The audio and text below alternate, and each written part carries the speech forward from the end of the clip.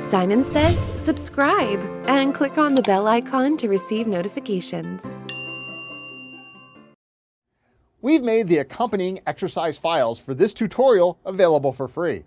Just click the link below in the video details to get these.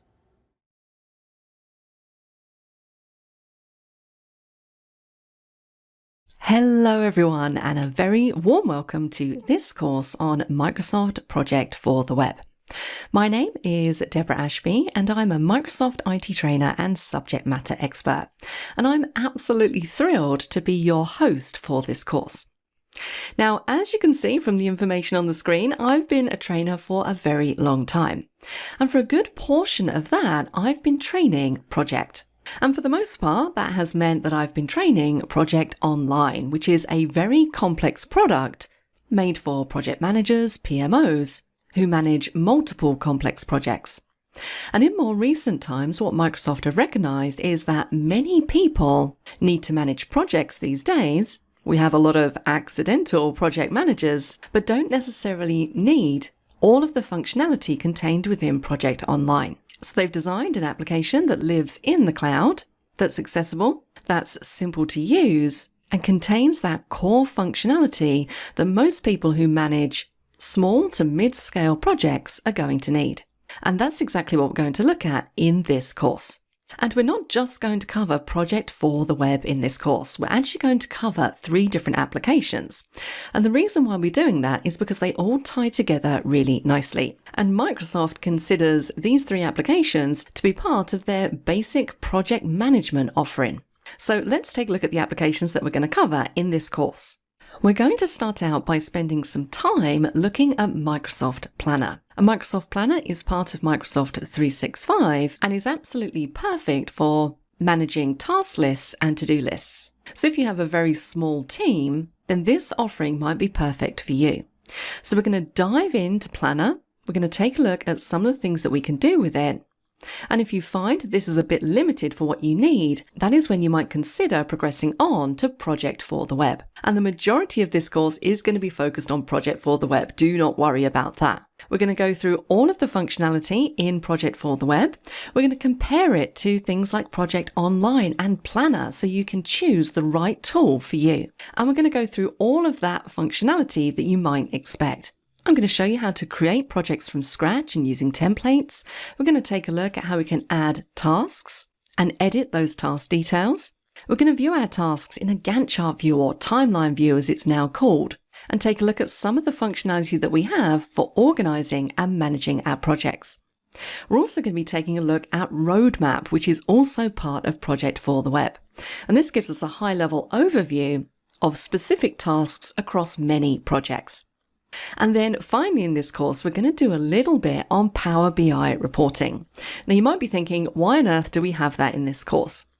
Well, one thing you're going to find out over the next couple of sections is that Project for the Web has been built on the Power Platform, which means that it integrates seamlessly with the other Power applications that we have. And one of those is Power BI.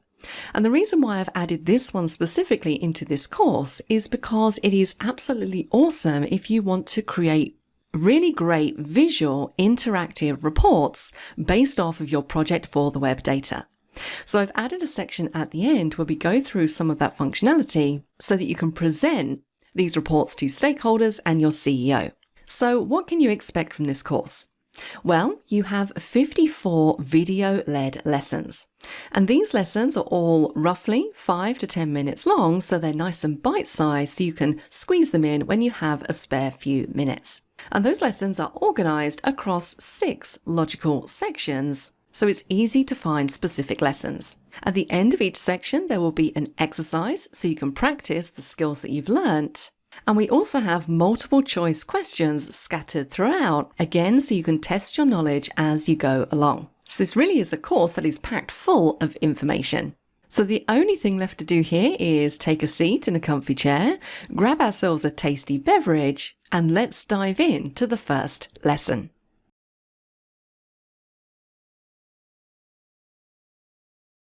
Project for the Web is the latest offering from Microsoft for cloud-based project management. Project for the Web provides simple, easy-to-use project management functionality that can be used by project managers and team members to plan and manage projects of any size. Now, Project for the Web is part of the Microsoft Project product family, which includes Project Online Desktop Client, Project Online, and Project Server.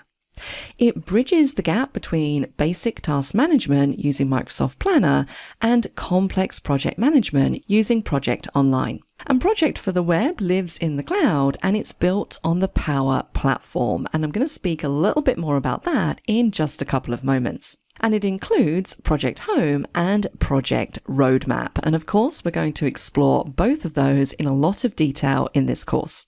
And finally, Project for the Web has a very simple, intuitive interface, so it's easy for novice and accidental project managers to use. Now, I want to go back to that point about Project for the Web living in the cloud and being built on the Power Platform. Now, the Power Platform, if you're not all that familiar with it, consists of Power Apps, which is mainly used for application development, Power Automate, which we use for workflow automation, and Power BI, which we use for business analytics. And if you've ever built something like a dashboard in Excel, then you may be quite familiar with the Power BI platform. So Microsoft have really leveraged the power of the Power Platform to seamlessly integrate business processes and powerful reporting.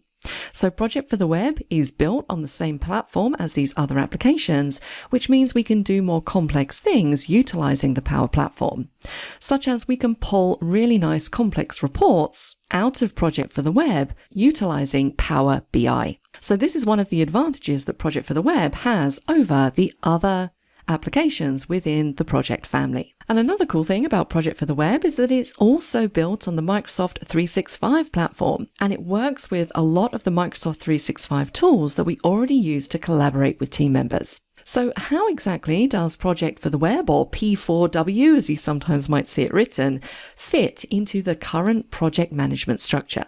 We have quite a few different apps now for projects, so how does this fit in? Where is it going to be useful, and why might you want to choose it? Well, I think it's good to understand the background of Project for the Web and how it came about in order for you to make that decision. There's a little known forum on the Microsoft website called User Voice. And this forum gives users like you and I the opportunity to provide feedback on Microsoft products directly to the teams that develop them. And if we look at the feedback, for example, related to Microsoft Planner, which is a basic tool available as part of Microsoft 365 to manage tasks, users were requesting additional functionality. Things like creating subtasks of existing tasks, requesting a Gantt chart view, and the ability to create custom fields. You also get to see how many users have given this feedback an upvote. So it kind of gives us an idea as to how many people would like to see this feature incorporated into the current Microsoft Planner application. So this feedback really allowed Microsoft to zero in on the most common tasks that users need to be able to do to manage tasks in Microsoft Planner. And it really pushed the project team at Microsoft to extend the capabilities of Planner. And these days, with modern project management, we need our projects to be collaborative, and the younger generation of project users demand a simple, clean interface and software that's easy to use. So what would be the next stage up from basic task management in Planner that has more functionality, is collaborative, and is simple to use for the tasks that 90% of people putting projects together would need? Well, that is where we land on Project for the Web. Project for the Web really fills that gap between simple task management in Planner and full lifecycle project management in Project Online. Microsoft really wanted to develop an application that lived in the cloud and contained the most common project management functionality based on user feedback. They also wanted an interface that was clean and simple to use for novice project managers and accidental project managers, those people who aren't trained PMOs, but find themselves in a project management role as part of their job. So at the top end of the scale, we have Project Online and in particular Project Desktop. And this is the full-on complex project management tool that requires a lot of training to be able to use all of its features effectively. It's the most advanced tool in the project family, but Microsoft have recognized that most people don't necessarily need that level of functionality. And this is why we have Project for the Web. You can see it slots in nicely in the middle just there. And both Microsoft Planner and Project for the Web are considered to be basic project management tools. And as I said, these two tools will serve as perfectly adequate for the majority of people who are managing basic team projects. If you need something more complex, then you would go for Project Online Desktop.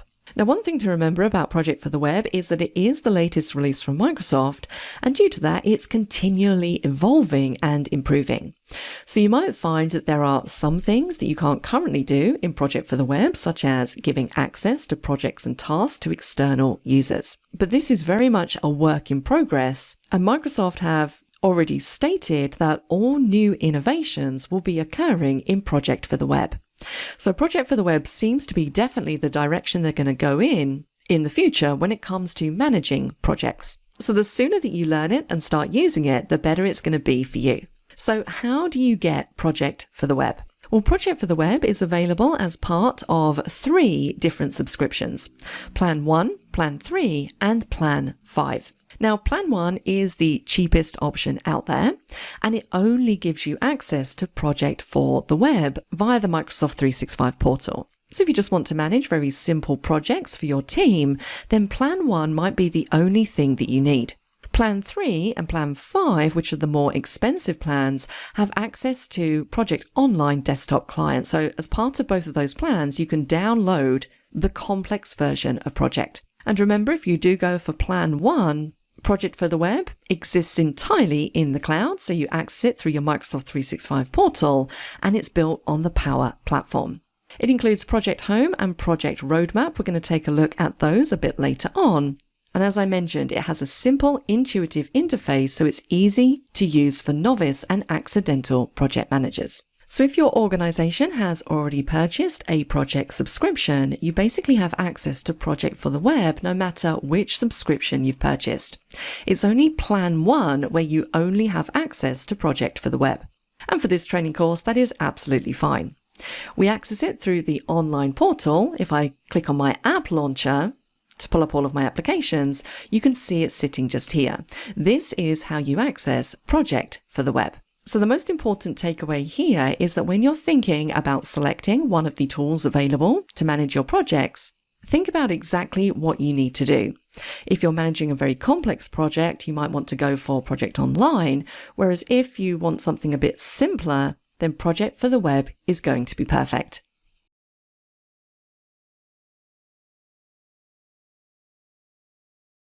So in the last lesson, we've already compared the different tools we have to manage tasks and projects.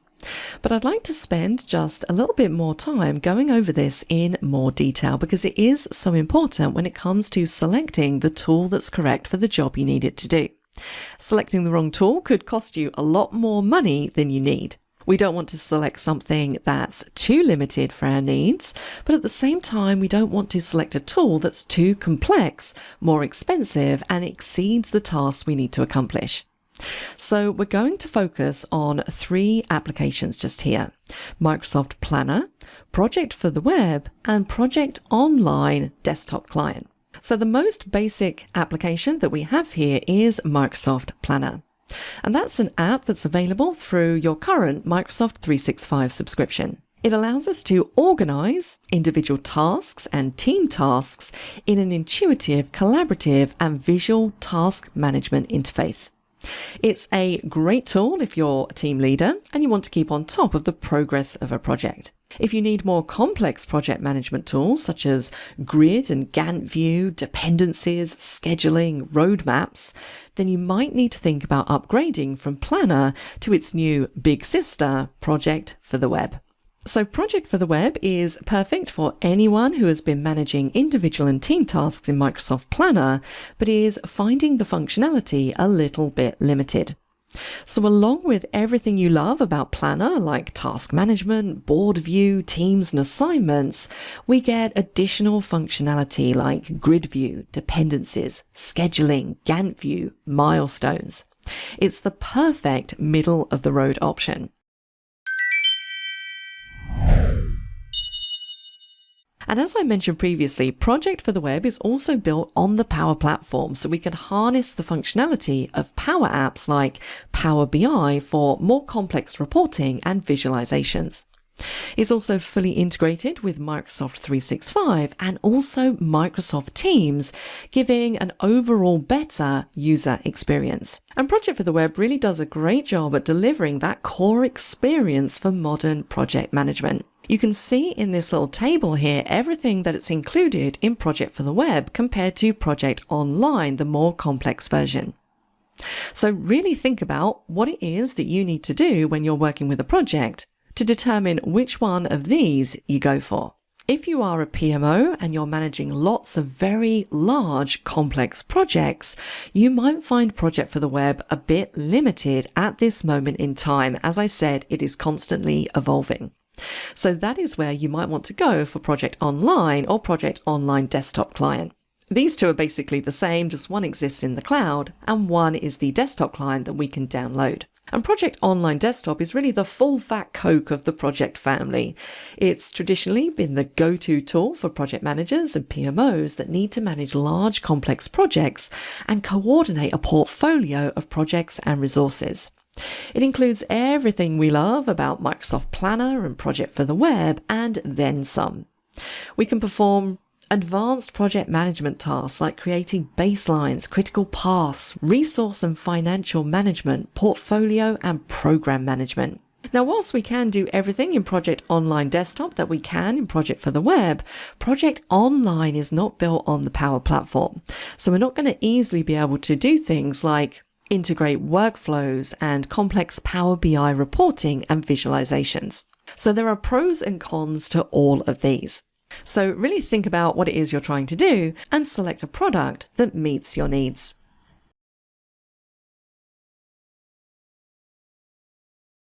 So just to round off this introductory section of the course, I wanted to end by just discussing the different project plans in a little bit more detail. Because from my experience, people do find this a little bit confusing because there's so many different versions of project out there. Now, the first thing that you really need to know is that to use Project for the Web, you need to have a subscription to one of the project plans.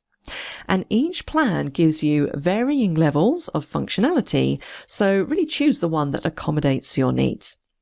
And the plans are named Plan 1, Plan 3, and Plan 5. And these are new revamped plans that have been brought in by Microsoft in an attempt to standardize its naming conventions. These plans now match more closely to the Microsoft 365 Enterprise plans E1, E3, and E5. And Project for the Web is available to access regardless of which of the project plans you purchase. So let's understand what each plan gives us access to. The first one we have is the most basic, and that is Plan 1. So Project Plan 1 is the former Project Essentials plan. It gives us access to Project for the Web only. We can't use Project Online or download the desktop client on this plan. So this is the cheapest plan out of all of them, and it enables customers to carry out basic project management tasks, collaborate with others, and build basic reports. So this plan is really perfect for managing individual and team tasks in a collaborative cloud environment. The next plan we have, which is a little bit more expensive, is Plan 3. And Project Plan 3 is the former Project Online Professional plan. On this plan, we have access to Project for the Web, Project Online, and the option to download the desktop client for complex project management. We can do everything from Plan 1 plus manage resources, submit timesheets, build roadmaps, manage costs, and also leverage the full range of tools in the project desktop client. So this is a good option for most project managers and teams that require more functionality than Plan 1. And then finally, we have the most expensive plan out of all of them, Plan 5. Now, Project Plan 5 is the former Project Online Premium Plan. And of course, we can do everything from Plan 1 and Plan 3, but Plan 5 allows us to access advanced portfolio management tools. So Plan 5 is really for the PMO that needs to manage and report on large, complex projects. Now, if you want to see exactly what each of these project plans contain and compare them, then I would highly recommend that you jump onto the Microsoft website and take a look at this page. Now, to get here, you can simply type in Compare Project Plans into Google or Bing, and it's going to take you directly to this page. And you can see here, I'm currently clicked on Cloud-Based Solutions. We have Plan 1, Plan 3, and Plan 5. And of course, my pricing is in pounds, but depending on where you're located, this should update with the currency for your region. Now, if we scroll down, this is where we're going to get a more detailed view of exactly what each one of these plans includes. So it's definitely worth having a little look through to make sure that the plan that you're selecting is going to be sufficient for your needs. And just as a side note, if you take a look at the top here, we also have another tab that says On-Premises Solutions. So if we click on this, this is where we get our standalone versions. So if you don't have a Microsoft 365 subscription and you want to download the latest version of Project, you can do that from here. And the price is a lot more, obviously, because you're buying it outright. It's not a subscription model. So just be aware that those are there. Obviously, this is completely out of scope for this course because we're going to be focusing on Project for the web. But that's where you can go to get an overview of exactly what each of these project plans includes. Select the one that meets your needs.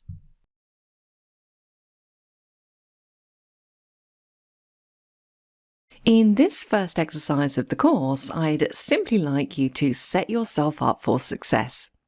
So I'd like you to make sure that you've been through all of the lessons in this section and that you have a good understanding of what Project for the Web is and how it fits within the Microsoft Project family of applications. I'd like you to ensure that you've compared Project for the Web with Microsoft Planner and Project Online, and you've made a determination about which tool is going to best suit your needs.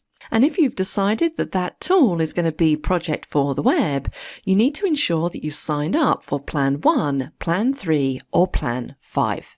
So that's all I need you to do in this first exercise. See how you get on with that, and I will see you in the next section. For the next section, you'll want to download the course exercise files. Click the link below in the video description to get these.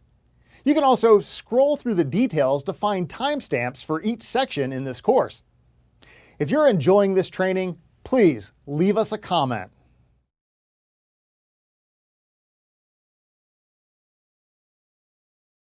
It's time now to leave Microsoft Planner behind and progress on to Project for the Web. Because if you've been managing your tasks in Microsoft Planner, but you're finding that there are certain things that you need to be able to do and you can't, then the next step up would be to use Project for the Web. And we spoke a lot in the introductory section of this course about the difference between Planner, Project for the Web, and Project Online. And we also compared the different tools together to see the pros and cons of both. So I'm not going to go over that again in this lesson. We're going to dive straight into Project for the Web. So I just want to start out by making sure that everybody is clear on how we access Project for the Web. Now remember, in order to access Project for the Web, you need to have a project subscription, either Plan 1, Plan 3, or Plan 5. Any of these plans will give you access to Project for the Web, but remember, if you choose Plan 1, which is the cheapest option, you only have access to Project for the Web. You won't have access to be able to download the desktop client and use Project Online. So just remember that. Now currently I'm still within the Planner app. So how can I quickly get out of here and get into Project for the Web? Well, as you would imagine, because it is integrated into Microsoft 365, we can access it via the app launcher. So let's go all the way over, click on our app launcher, and there it is just there. Let's click to open. It's going to open a brand new web browser and it's going to load up Project for the Web. And if this is the first time that you're accessing Project for the Web, then yours is going to look fairly similar to mine. I don't have anything saved to my favorites and I don't have any recent project plans. But this is the starting point for using and building a project plan in Project for the Web. It's super simple, it's part of Microsoft 365, which means you can also access this by downloading the mobile app so that you can work on your project plans when you're on the go. And just so there's no confusion, if we go back to our Microsoft 365 homepage, we would do exactly the same from here as we do in Planner in order to load up Project for the Web. We simply click on the app launcher and select Project from our applications list.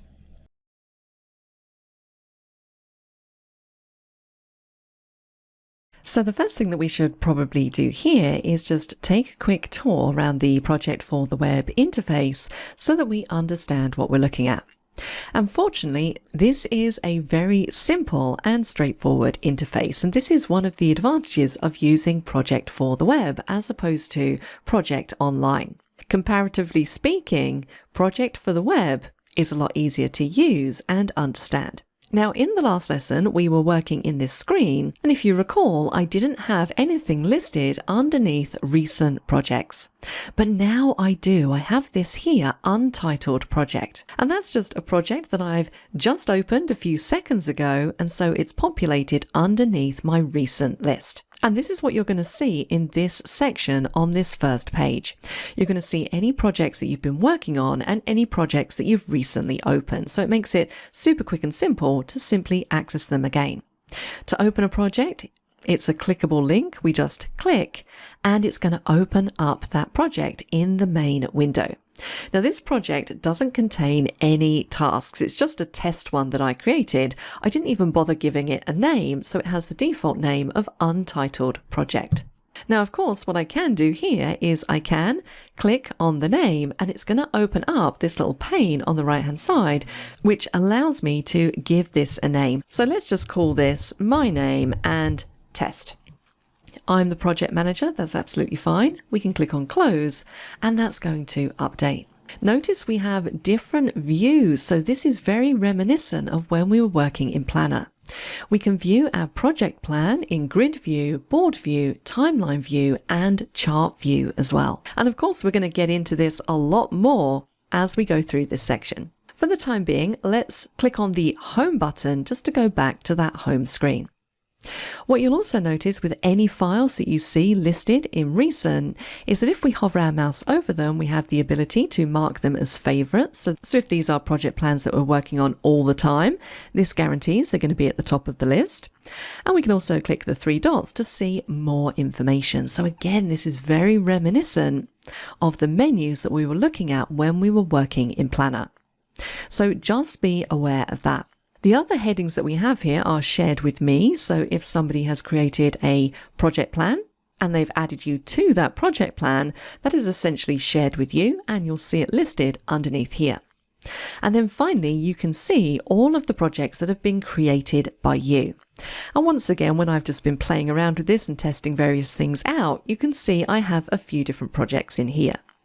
Now, this is a little bit too messy for my liking. I'm going to keep Deb test, but I can probably delete these other three. So let's take a look at how we can delete a project if we no longer need it, because we need to go through a few different menus in order to do this. So let's open up this bottom project. And this is just some test data that we have in here, just to give you an idea as to what this is going to look like when we start actually building our own project plan. But in order to delete this plan, I need to go all the way over to the right-hand side, click on the three dots and jump into Project Details. And then from here, we need to click the three dots again, and this is where we're going to find Delete Project. So I'm going to say, yes, let's delete this. And if I go back to Created by Me and refresh my browser, I should find that that's now gone. So I'm going to do exactly the same for these other two, and I'll join you back here in a couple of seconds. Now, when it comes to roadmaps, we delete those in a slightly different way. Now, if you're not sure what a roadmap is, again, we're going to get into that a bit later on in this course. But if you want to know how to delete one, if we click on this one just here, Untitled Roadmap, and then we need to click on the title instead. And that's where we have this pane open up on the right hand side, and right at the bottom we can delete the roadmap. So a slightly different process for projects and roadmaps. So now my list looks a lot tidier. I just have Deb Test showing in my recent. Now, what else do we have on this main window? Well, I have a link at the bottom, which is going to take me to Project Online.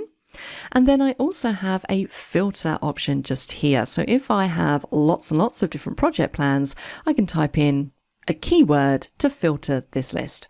In the top right-hand corner, this is where we're going to find our profile picture, which gives us access to view our Microsoft 365 account. I have a help button just here. And then of course we have the cog icon, which allows us to access some basic settings. So this is where we can come to do things like maybe change the theme of our project window. So I'm going to change this to just the Office theme. And then the only other thing we need to point out here is that we have a favorite section at the top. Currently, I don't have anything in there, but if I was to mark, for example, this plan, Deb Test, as a favorite, by clicking on the star, it's going to move it up into this favorites area. And then, of course, finally, we have the New Project button. And this is where we can come to create a brand new project. And there's a few different ways that we can do this. We can start with a blank project. We can create a roadmap. Again, I'll discuss that a bit later on. Or we can import a project. So if we've created a project in the desktop client or in Project Online, we can import that into Project for the Web. We can also start off by using a template for our project as well. So this is going to give us the basic structure, the basic outline, and means we're not just faced with a blank project that we have to construct ourselves. So these templates can be particularly helpful. For example, if I was to choose this one just here, employee onboarding, you can see I get a little preview as to what that's going to look like. I can see the key benefits, so it's going to help me manage the onboarding process and documentation. It includes steps for IT and HR onboarding tasks, and it allows me to organize communicating with the new employee from post-offer acceptance to asking them for feedback. So if I choose Use Template to load this up, it's going to open up this brand new project plan with a lot of the steps already in here. I have tasks, I have subtasks, I have duration dates, start dates, labels, things like that. And of course, all of this can be customized so that it works for whatever it is that you're trying to manage. But this is just a really great way of getting the structure and the bare bones in place with very little effort. Now I'm going to click back on the home icon just to go back to the home page. Now notice, now that we've created that new project, employee onboarding is listed underneath recent. I should also find it underneath created by me.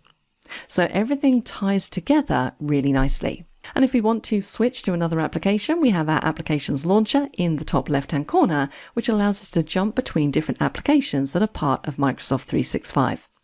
But when it comes to the interface and the first screen that you're going to see when you log into Project for the Web, that's pretty much all there is to it.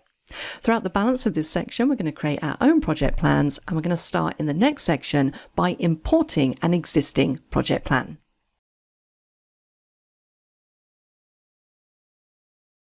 If you've created a project plan in Project Online or maybe in the Project Desktop client, then you can easily import that into Project for the Web. Now, why might you want to do that? Well, remember, when you're using the desktop client, the project plan is basically accessible to you. It's a lot harder to collaborate on project plans that exist solely in the desktop client as opposed to having them online in Project for the Web. Remember, because this is a Microsoft 365 application that we access through the browser, it means that any projects that we create in here, we can access from anywhere where we have an internet connection. It doesn't rely on us being at our desk and having access to the full desktop client version. And because Microsoft have said that going forward, they're going to try and push their users towards using Project for the Web, it might be that you want to transition now and start moving your project plans across. So this is going to be really helpful to you to know how you can import a project plan into Project for the Web. Now, this is a straightforward process. We just click on the New Project button, and underneath the Create group, we have an Import Project option. So let's click on this. So it says import from Project Desktop. This will create a new Project for the Web project separate from your Project Desktop project. Note that some Project Desktop features can't be imported into Project for the Web. So what does this small but very important message mean? Well, it's telling me that I'm going to import from Project Desktop. It's telling me it's going to create this import as a brand new project in Project for the Web that is entirely separate from the Project Desktop project. So don't think that if you import it and then you make changes to the project in the desktop client, that it's going to update in Project for the Web.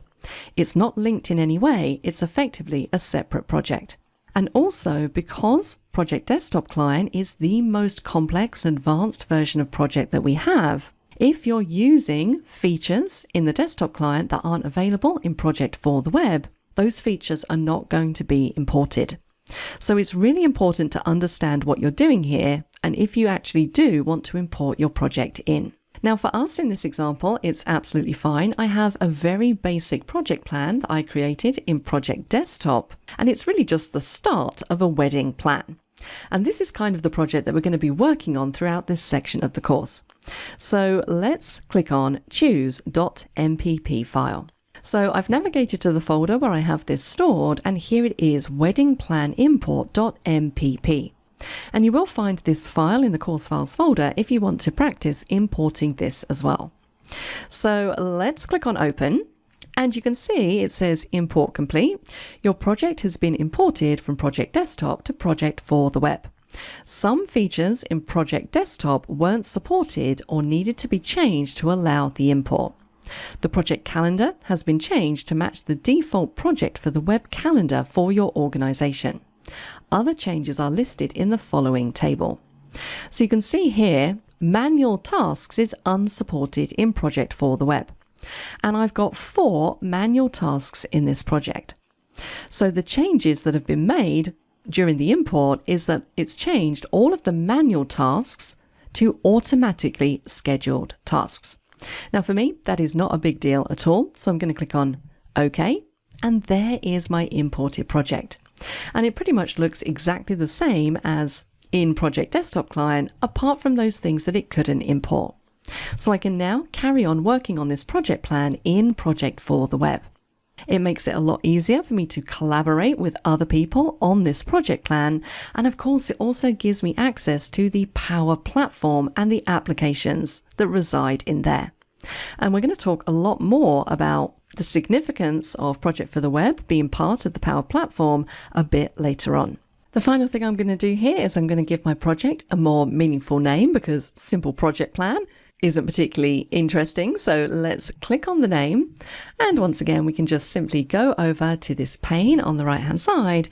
And I'm just going to call this, we'll call this test wedding plan, because we're going to create another one in a moment. So this one is going to be our test. Close this down. It's now updated. And then when we go back to home, you can see there it is sitting underneath recent.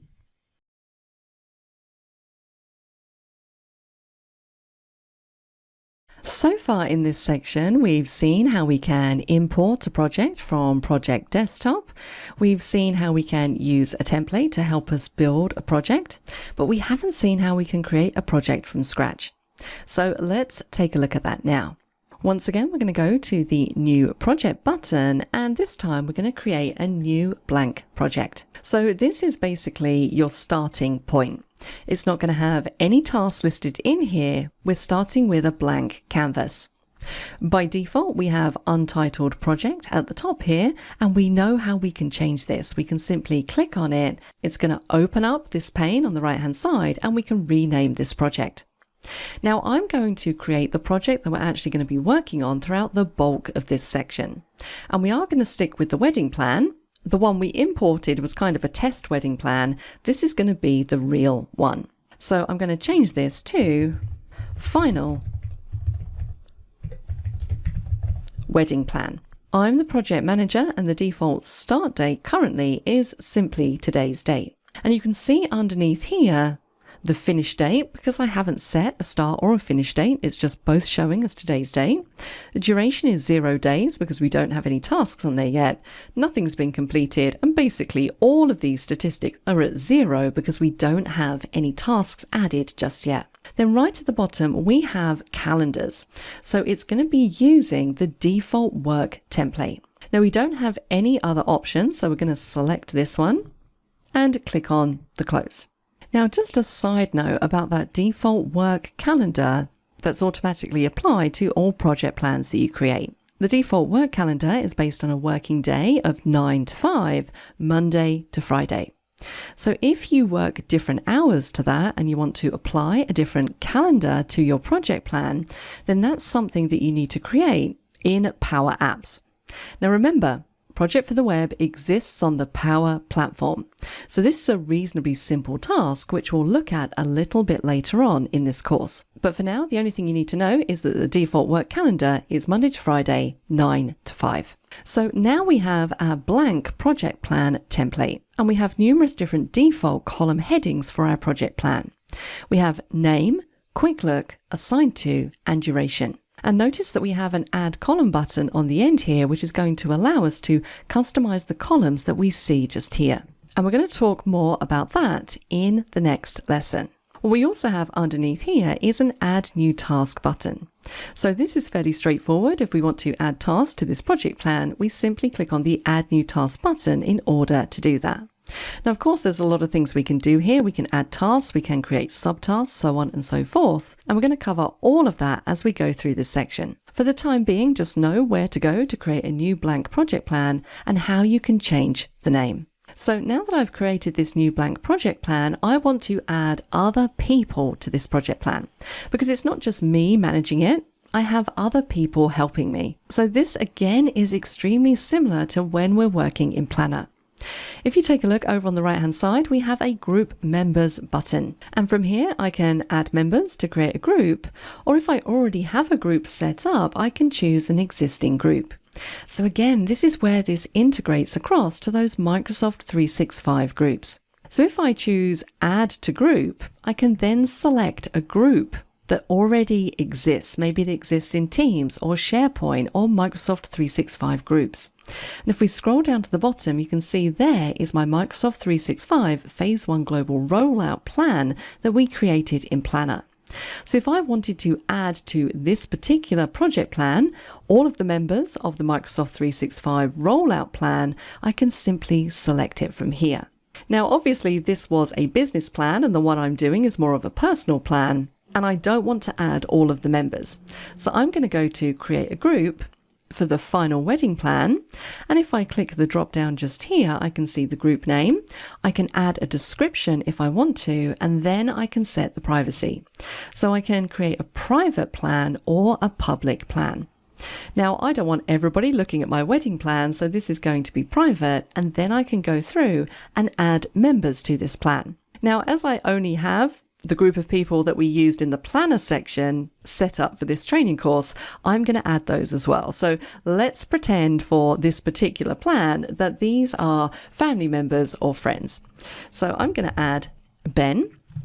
I'm going to add Olivia. I'm going to add Jack and also Andrea. So there we go. I think that is enough. So all I need to do here is click on the create button. And after a few seconds, this will now update, and I can see that this now has 5 group members, and I can see them all listed just here. So that is how simple it is to create a project plan from scratch, to rename it, and also add members. Over the next few sections, we're going to take a look at how we can customize some of these column headings, and then we're going to start adding some tasks to our plan.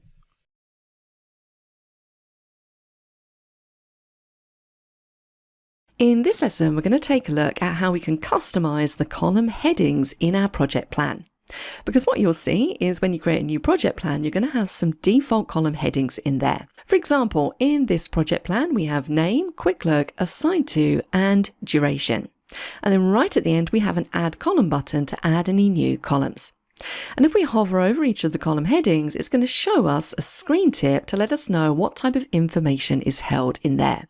For example, in the quick look column, this is going to let me know if my task has any notes or attachments. I'm going to be able to see all the people assigned to a task in that column, the duration, and then, as I mentioned, I can add my own additional columns. Now, when we click on the Add Column drop-down, notice that we have a few preset columns in there. So we can add information to our project plan, such as the percentage complete of the task. I could add a column that tells me what bucket the task is located in. I could add a column that shows me if this task has any dependence after or if it depends on anything else. I can add columns that show me the effort, the finish time, if I've got any labels assigned, or what the priority or the start date is. So we have a few presets in there. So if we just add one of them, I've added bucket. Notice that it adds it directly onto the end. If we click Add Column again and choose something else, I'm going to add priority. Add column again, let's add percentage complete as well. So very quickly there, I've just added 3 brand new columns. Now these have all been added onto the end, but of course we can rearrange our columns if we want to. We can even hide our columns from the view just by clicking that drop-down arrow. So I've hidden percentage complete. If I want to bring that back again, I need to click on Add Column and just add that column back in again. So really nice and straightforward. Now what about if I want these arranged in a slightly different order? Maybe I don't want all of these at the end.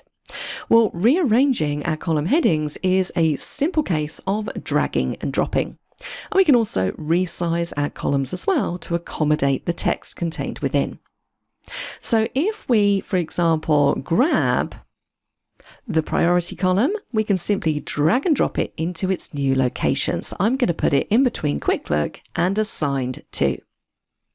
Notice that when I hover my mouse over the column boundaries, I get that double-headed arrow, which is going to allow me to resize those columns. And again, this is a simple drag and drop.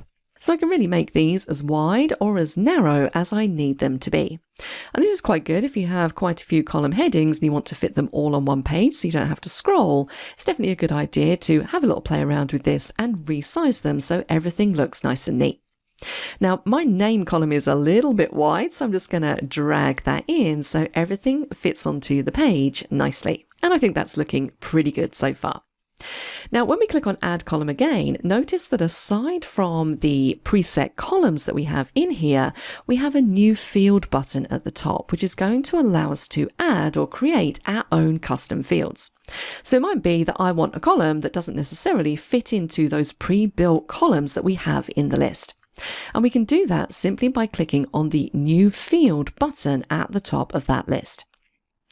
Now, the first thing we need to do here is we need to define what type of field we're creating. So if I click the drop down, I have a few different field types: text, date, number, yes, no, and choice. And we're going to explore a few of these.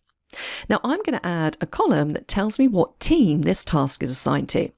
So I'm simply going to select text for this first example.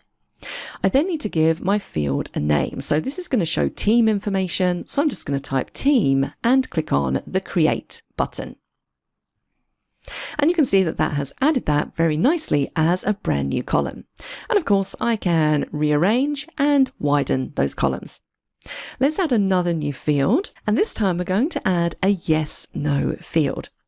Now, what this actually means is that whoever's looking at this project plan will get a drop down in this column where they can choose yes or no. So this is pretty good if you want to limit people to just one of 2 options in a specific column and you don't just want them free typing anything they like into that column. So let's give this a type of yes/no.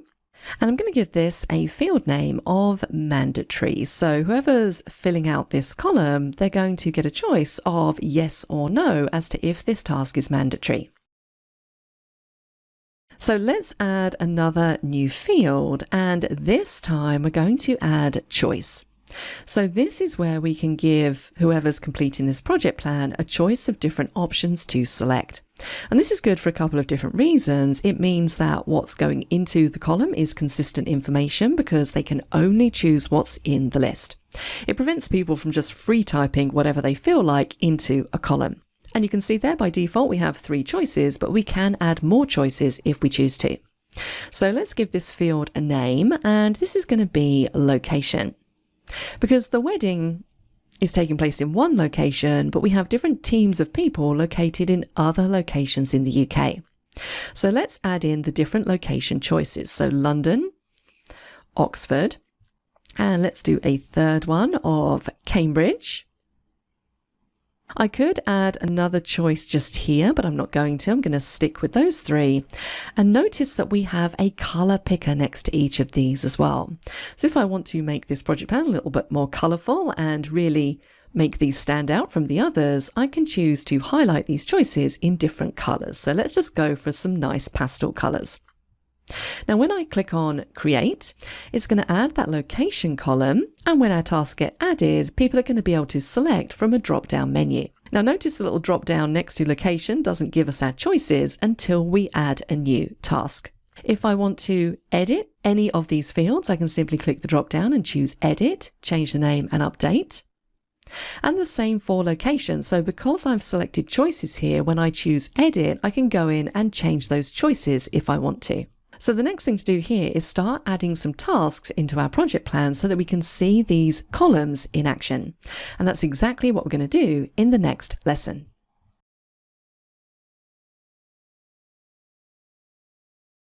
So now we're at the stage where we can start adding tasks into our final wedding plan. Now, before we get going with adding in our tasks to this plan, I want to take some time to talk to you about start and finish dates, because these are really important in project. Now, if you take a look at the project plan title where it says Final Wedding Plan, notice underneath there it says the 9th of August to the 9th of August. And the reason why it says that is because this is when I created this plan. So that's actually a couple of weeks ago now when I first created this. And because I don't have any tasks in this plan currently, it's just giving me 9th of August to 9th of August. As we add tasks into this plan, you're going to see that this finish date is going to change. So currently, my project starts on the 9th of August and finishes on the 9th of August. Now, if we click on this, because it is a clickable link, it's going to pop open a little details pane on the right-hand side. And this is really where you can come to define the start date of your project. Now, notice here that we can change the start date. We can click on the little calendar planner icon just here and input our own start date, but we can't change the finish date. The finish date is automatically defined based on the tasks that you have in your project. So depending on what the duration is of the last task, that's going to define our finish date. And what you'll often find is that you'll input in all of your tasks. You might assign some durations to those different tasks. And you might find that once you've done that, your project ends up finishing at a later date than you first planned. For example, if I want to have this wedding in the summer, once I've input all of my tasks, I might find that the actual finish date of all of the tasks is in the winter. So I'm going to want to change the date that I'm starting this wedding plan. So the start and finish date is really important. Now, don't worry, you can change the start date once you've added in all of your tasks. You can even change the start date if you've added details into your tasks as well. And by default, when you create your first project, it's just going to give you a start date of the date when you create the file. So for me, that was the 9th of August. Now, as I said, I'm working a few weeks in the future at the moment because I created this a couple of weeks ago. So I want to define, first of all, when I want my project to start. Now, just for argument's sake, to make this nice and easy, I'm going to set this to a date in the future. So let's say I want this project to start right after New Year on the 2nd of January. So we're going to go into our calendar picker, and in this case, we're going to choose the 2nd of January 2023. If we close this pane down, now if you take a look in the top left-hand corner, you can see it says 2nd of January 2023 to the 2nd of January 2023. So these are my current start and finish dates of this project. And this is going to change automatically as I start to add in new tasks. So just bear those start and finish dates in mind as you're working through your project plan. I'm going to show you a little bit later on how you can move your entire project simply by changing that start date and how it shifts everything else along to where you want it to start or finish. But for the time being, that is it for this lesson. In the next lesson, we're going to start adding tasks into our project plan.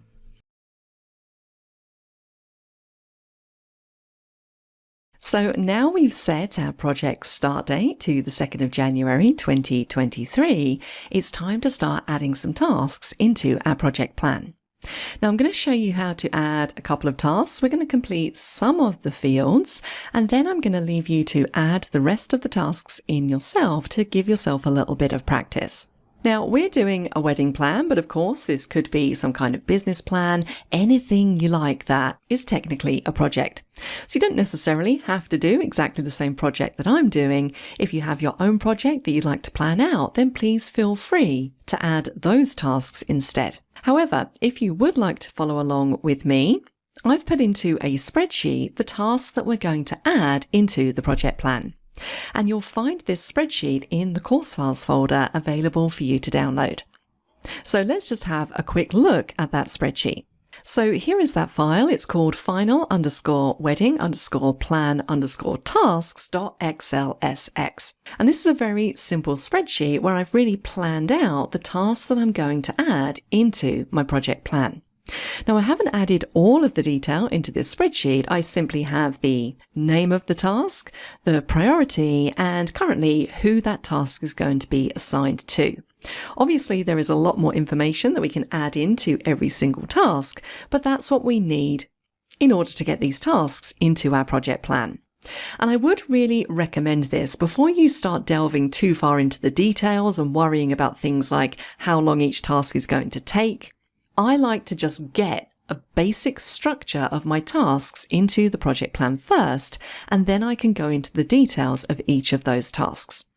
Now you'll see here in the spreadsheet, I've kind of got a little bit of structure to the tasks that I'm going to add. You can see that some of these are indented and some of these are in bold. Now we're going to reflect this structure within the project plan. And we do that by using what we call summary tasks and subtasks. Now, I'm not going to talk about those in this particular lesson, but just keep that in the back of your mind for later lessons when I show you how we can add this type of structure. For the time being, I'm simply going to start typing in the names of these tasks and adding in some of these basic details. And what I'm going to do is where we have these summary tasks in capital letters, I'm going to leave those out for the time being. So I'm going to start by adding in agree, budget and approach, and then set wedding date. So let's deal with the first one, agree, budget and approach. The priority of this is important and it's assigned to myself and Ben. So let's add that into our project plan. So where we have add new task, let's click just here. It opens up an editable field. I'm going to type in the name of the first task. Now you can see that as soon as I type that in and click away, it completes some basic default information in each of these columns. Now in this first column, the quick look column, this isn't a column that we have to input anything into. This is going to update automatically with an icon which will indicate if this task has a note, an attachment, or if it has any checklist items. Again, we'll delve into that in a little bit more detail later on, but know that this is automatically populated depending on what you've attached to this task. The next column along is the priority of this task, which by default, your tasks are going to be set to medium priority. But of course, we can click the drop down and we have some other options in here. Now, I think I had this as important in my schedule, so I'm going to choose important from here.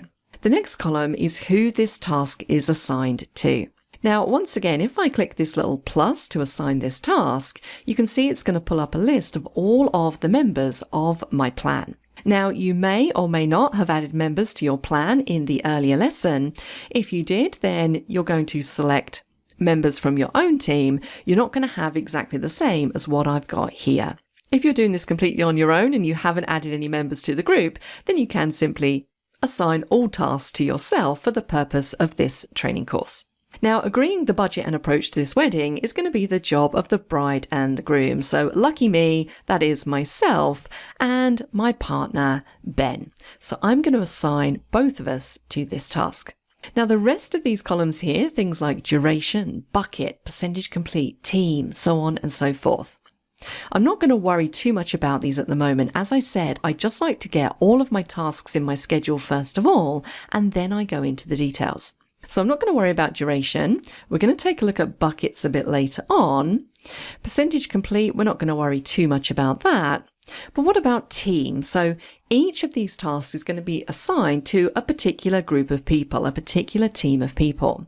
Now, I set this up, this is one of our custom fields, as a free text field, so I can type in whatever I like into here. Now, what I would actually prefer for this particular column is to have a drop-down list of the different teams that can be assigned to this task, because that helps me control what people are typing into this field. So what I'm going to do here is I'm going to edit this field and I'm going to convert it to a choice. So let's click the drop-down next to team and I'm going to say I want to edit. Now, unfortunately here, there isn't an option which will allow me to easily convert this to a different field type. So I'm going to delete the field and we're going to re-add this in. So let's go back to add column. I'm going to say new field, but this time I'm going to make this a choice field. I'm still going to call my field name team, but then I can add some choices that people can select from. So maybe one of the teams is the top table. Maybe another team is the bridesmaids. Maybe another team is the groomsmen. Let's add another choice. We'll have maid of honor, and then a final one, we'll have a group of people called guests. If I want to make this a little bit more interesting, I can also color code my choices. So if I hover over where we have top table, notice I have a little color picker icon just here, and I can choose different colors for each of these choices. So let's choose some nice pastel colors. We'll just go through and add a color for each of those and click on create. So now I have my new field over here. I actually want to move this so that it is just after percentage complete. So I can simply drag and drop. So now if I want to assign this particular task to a specific team, which is going to be the top table, I can click the drop down and there are my choices. So I've been able to easily control what is input into this field if there are lots of different people working on this project plan. Is this a mandatory task? Well, yes, it is. We need to agree the budget before we can proceed. And where is this going to take place? Well, I have 3 different locations where things are happening for this wedding. The actual wedding is going to take place in Oxford, but both myself and Ben live in London. So when we're agreeing the budget and approach, that's going to occur in London. And that's all the detail that I'm going to add for this first task. Let's refer back to our spreadsheet because the next task to add is setting the wedding date. And this is urgent. We really need to get that wedding date solidified so that we can start doing everything else. So this is an urgent task, again, that is assigned to both myself and Ben. So let's add this one in as well. We're going to click on new task again.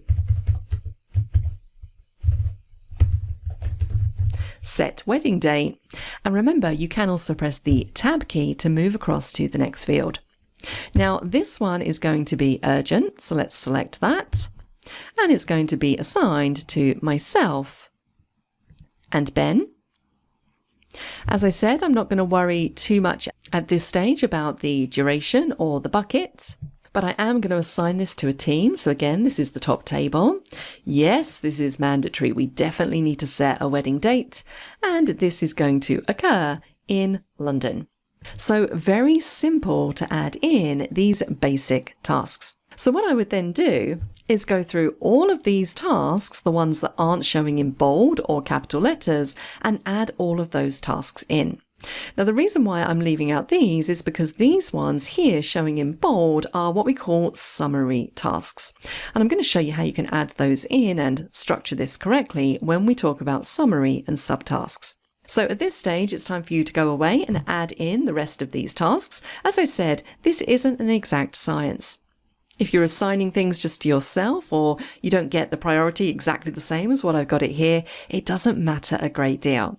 Just as long as you know the process of adding these different things into your project plan.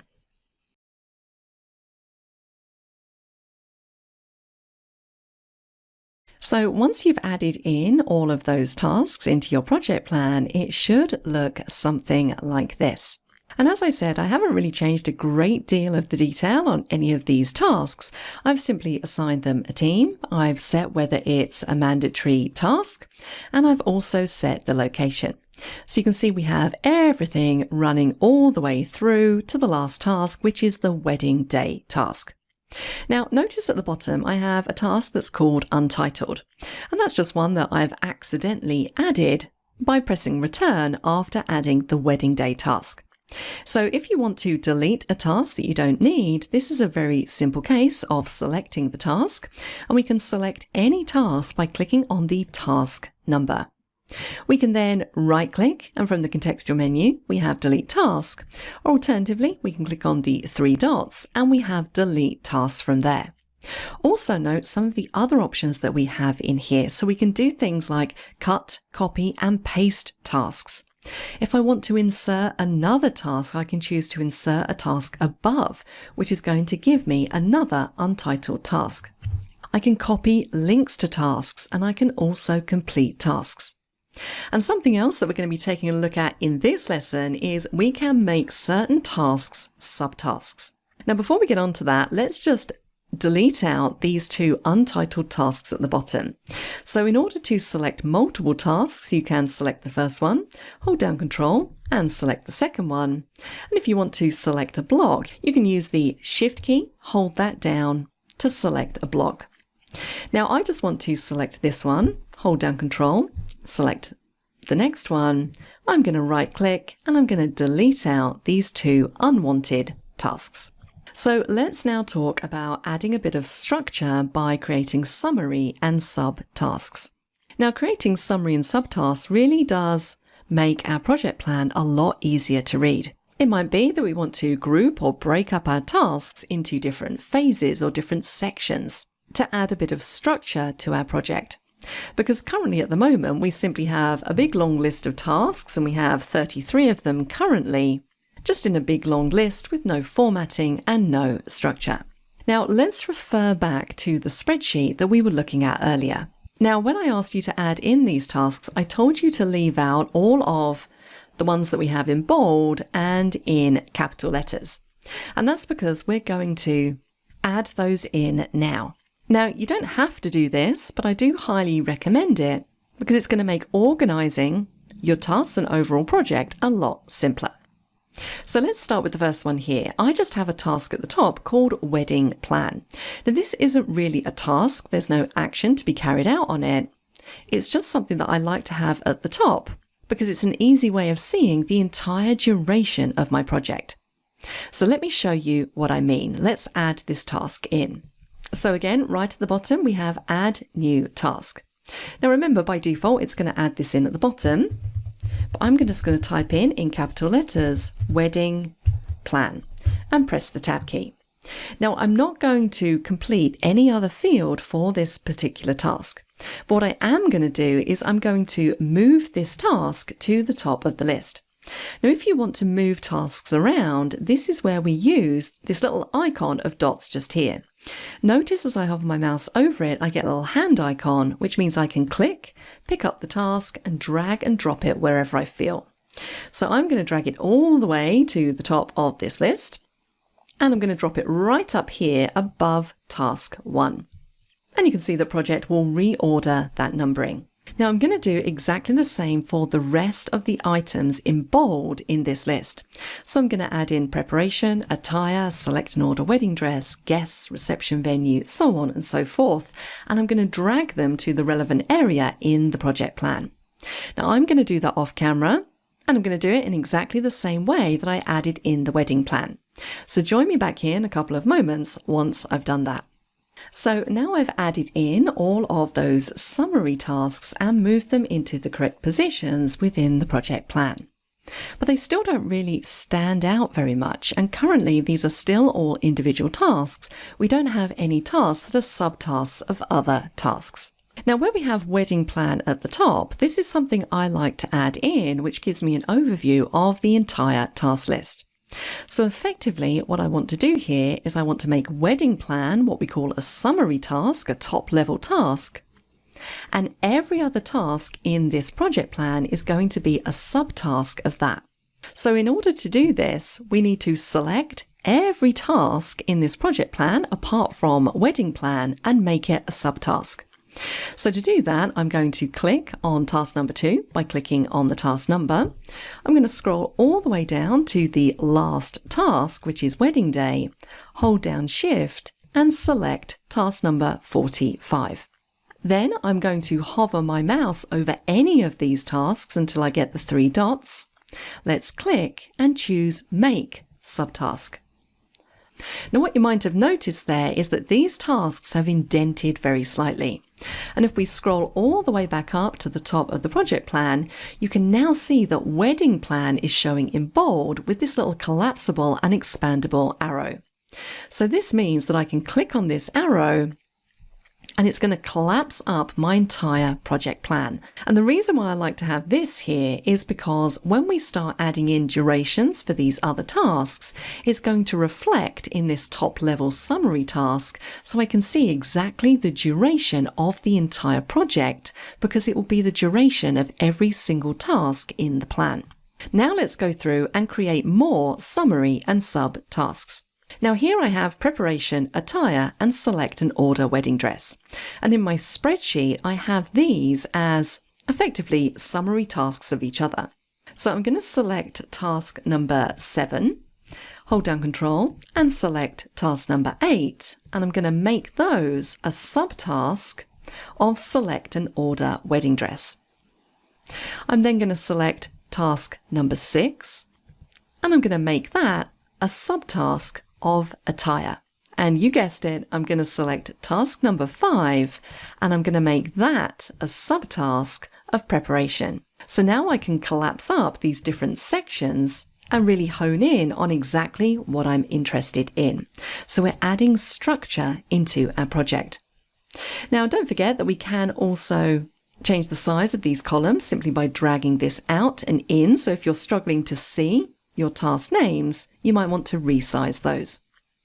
Let's go through, and the next summary task that we have here is guests. So I'm going to select the task below.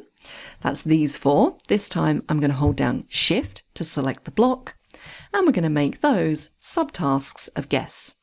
Just to note that if you want to undo what you just did, you can also promote the subtask as well. Let's select task 19 to 21 by holding down Shift. We're going to make those subtasks, and we're going to go through and do the same for each of these headings. Let's make these subtasks of catering. We then have our 2 tasks related to flowers. We're going to make those a subtask. We then have our tasks related to photography for the wedding. We have our details, the finer details of our wedding. So we want to select all of these, make them a subtask, and then the final couple of items here, the wedding venue. And then finally, we have honeymoon. Like so. So now you can see how these summary and subtasks add a bit of structure to our project plan. And if we want to hone in on specific tasks, we have the collapsible and expandable menus, which allow us to focus just on what we're interested in. The final thing to note here is the start and end dates. Notice that those haven't changed. They're still showing as the 2nd of January 2023. And that is because throughout all of these changes that we've made, we still haven't added durations to our tasks. And that's exactly what we're going to start doing in the next lesson.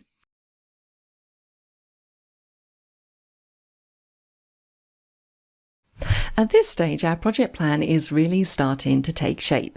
We have our basic structure all in place, and we have some of the task details filled in.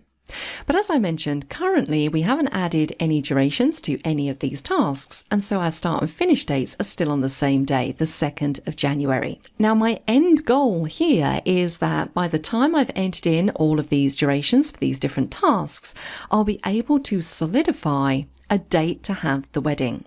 Because everything in this project plan needs to be done prior to the wedding day taking place. And if we notice at the bottom of this project plan, the last task in this list is the actual wedding day.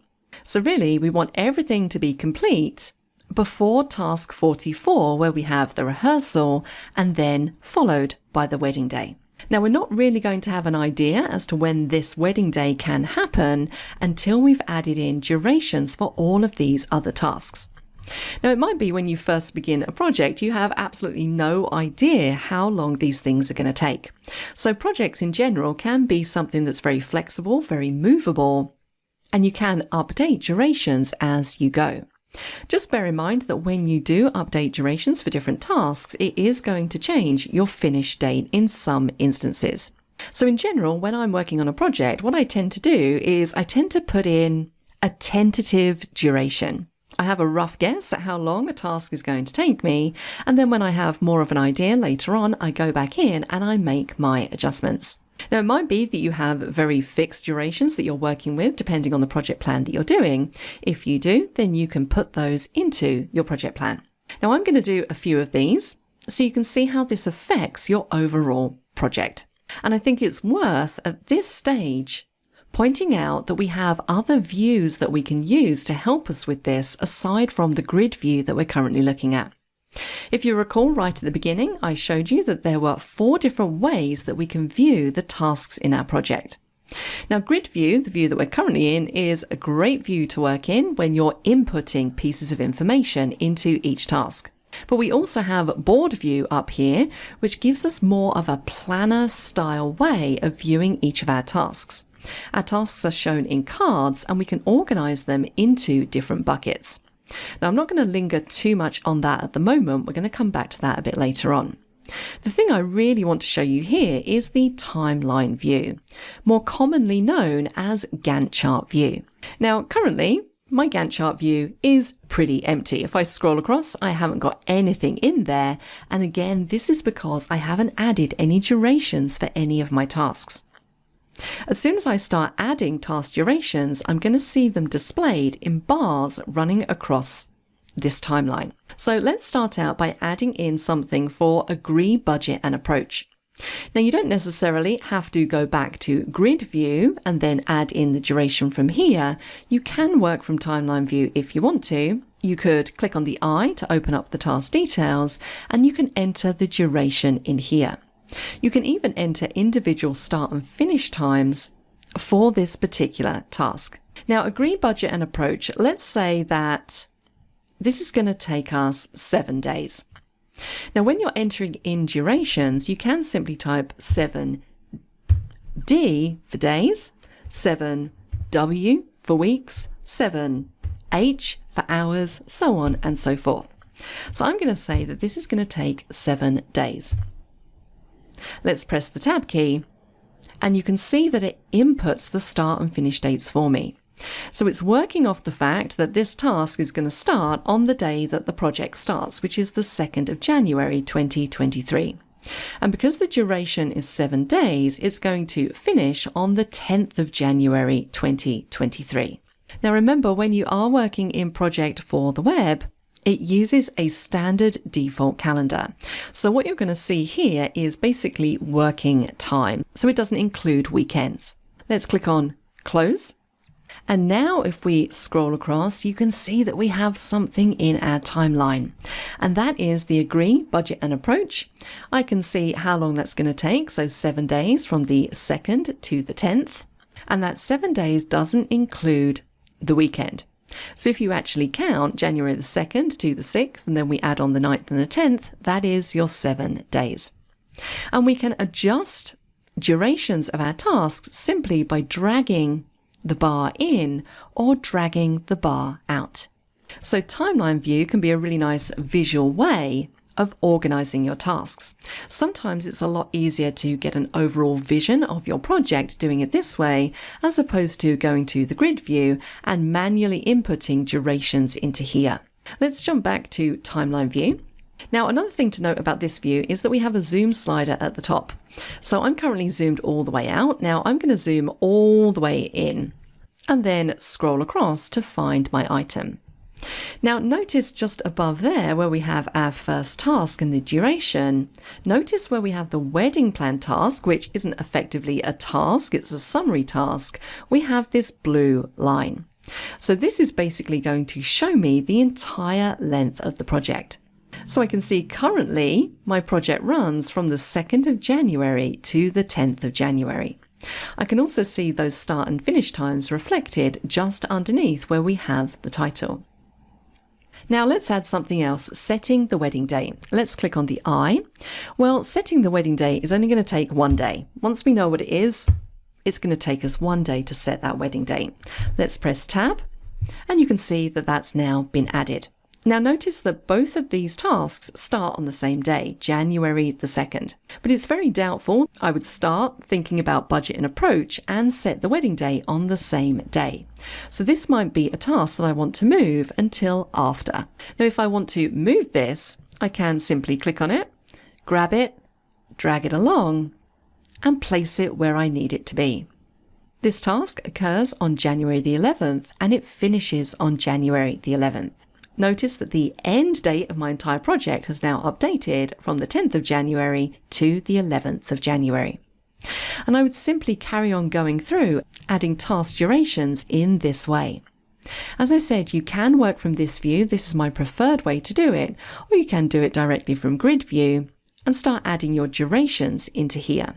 Now, in general, when I'm adding in these durations, I don't add in durations for any of the summary tasks, because those will automatically update when we start adding in durations for the actual subtasks that we need to complete. So if we take a look at select wedding dress, well, this is definitely going to happen after we've agreed the budget and the approach, because maybe the approach we're going to take is to have some kind of theme, and I want to bear that in mind when I'm selecting a wedding dress. So let's click on the I. Now let's add the duration. How long is it going to take me to select a wedding dress? Well, that might take a while. So I'm going to allow myself 14 days to select a wedding dress. Let's press Tab, click on Close, and of course it's going to add it in at the start date of the project. Now I can move this. So let's move this to after we agree the budget and approach. So I'm going to set this to the 11th of January. Now, because this is a 14-day task, you can see that that has pushed out the overall finish date of my project to the 30th of January. And notice above, all of the summary tasks have now updated to reflect the duration of all of the tasks below them. Let's do one more, and then I'll leave you to fill in the rest yourself. And again, I don't mind what durations you use or anything like that. Let's complete one more. Let's complete the order dress task. Now this is going to occur after I've selected my wedding dress. So I'm going to click on the I. This one ends on the 30th of January. So the duration for ordering the dress, well, it's only going to take me one day to order it. I just need to make a phone call. So let's put in 1 day. And once again, I'm going to move this. Now notice that I'm entering in the duration and then I'm going in and moving the task. You don't have to do it that way. You could add in your start and finish dates up here if you wanted to. I just find it a bit easier to do by dragging and dropping items on the timeline. So let's close this down. I'm going to grab this item and we're going to move it to the 31st of January. Once again, you can see the finish date of this project has now updated. Now I'm going to go through and I'm going to add durations for each of the tasks in this project plan. Now all of the durations that I'm going to use, you're going to find in another Excel spreadsheet that's saved off to the course files folder. And it's called Final Wedding Plan Complete. And in here you'll find all of the information for all of the tasks. So for this particular lesson, you can focus on the duration column and you can add in the same durations as I have. So I'm going to go away and do all of that, and I'll join you in the next lesson.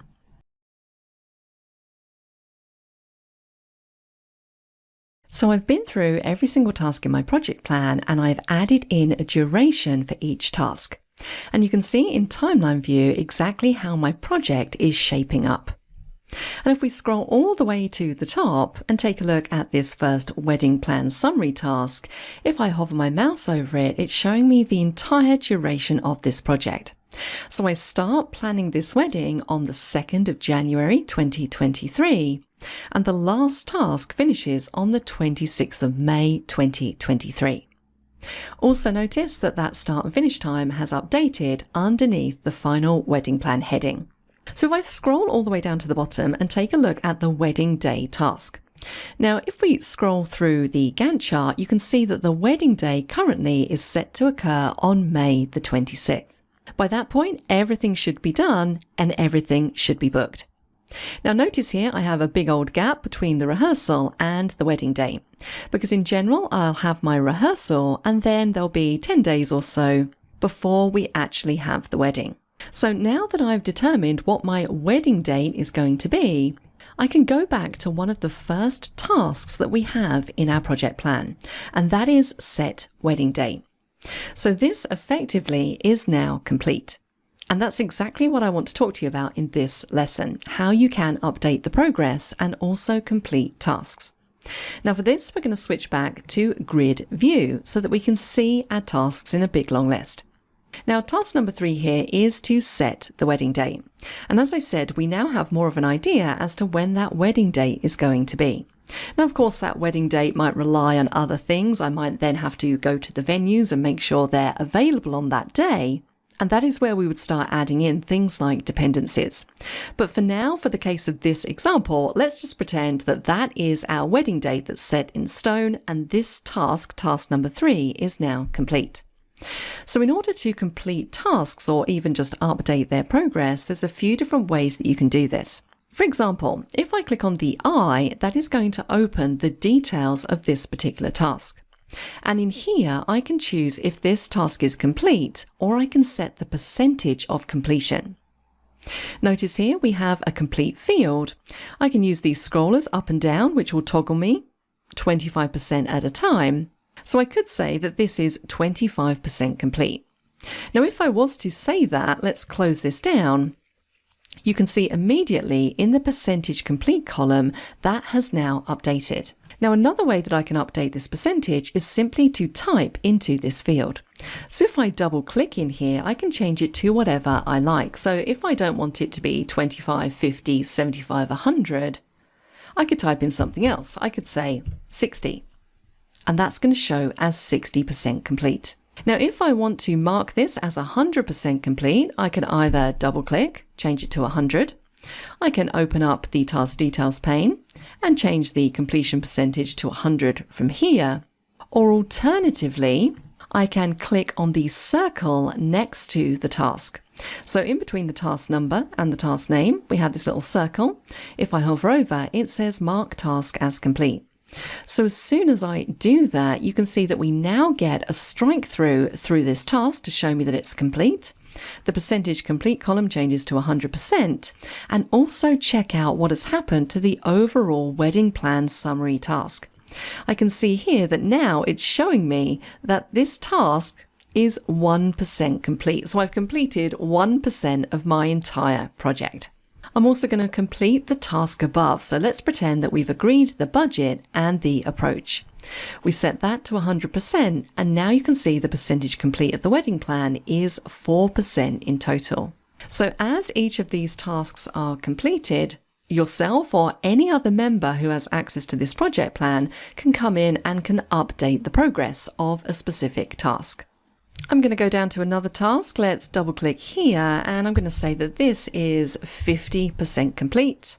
And let's say that this task is 25% complete. And you can see every time I update this progress, how that reflects in the overall completion percentage for the project. And this is exactly why I like having this type of task as the first task in my project, because I get a lot more visibility as to how far along the entire project is. Now let's take a look at how this affects some of the other views that we have here. So if we jump across to board view, which we haven't really taken a great deal of a look at the moment, you can see that currently I just have bucket 1 at the top and all of my tasks are currently located in bucket 1. But if I scroll all the way down to the end, notice that I have a completed section just here. And when I click on this, it's going to show me the tasks that have actually been completed. So they don't disappear once you've completed them. You can still see them if you need to refer back to them. And of course, if you decide that you want to put that back into the project, you can simply deselect the tick and it will mark this task as incomplete and move it back to the task list. Another thing we can do is we can use our filters in the top right hand corner to filter on the progress of specific tasks. So if I want to see all of the tasks that are currently in progress, so this is going to be any tasks that have a percentage greater than 0% but less than 100%, those are going to show in here. If I go back to filters and progress again, I could also filter for all of the tasks that are complete, if I just want to see those. So using filters is a great way of refining what you're looking at. But that's it. It's very straightforward to update the progress on your tasks in a project plan. Simon says subscribe and click on the bell icon to receive notifications.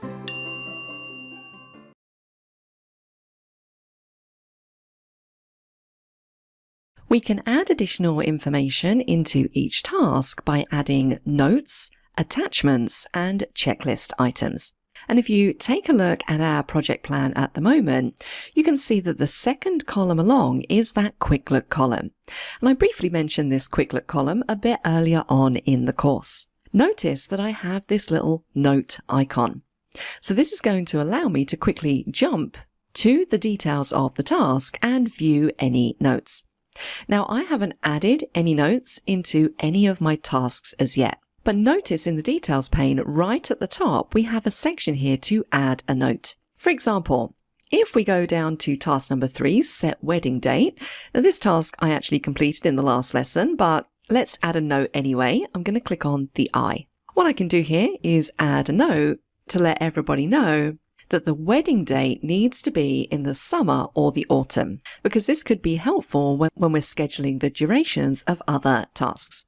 And fortunately, if we take a look at the finish date of our project plan, you can see that yes, our wedding date is going to be towards the end of May, which falls within the parameters of summer. So very simple and straightforward to add notes to any of the tasks. Something else we can do here is we can also add any attachments. So if you have some further information stored off in maybe a Word document or a PDF file, or maybe even something like an Excel spreadsheet, then you can definitely attach those to your tasks as well. So for example, if we scroll down to measurements and fitting in the attire section, task number 9, and click on the I to open the details pane. If we scroll all the way down to the bottom, notice we have an add attachment button. So if I click on add attachment, I can add an attachment that's saved off to my computer. I can add an attachment from my Teams files. This is where we get that great Microsoft 365 interaction. If you've uploaded a file into a Teams channel, you could select to upload that from here. We could also link directly to a URL. So maybe there is a website that we want to link to. We can add that just there. So let's start out by uploading a file from our computer.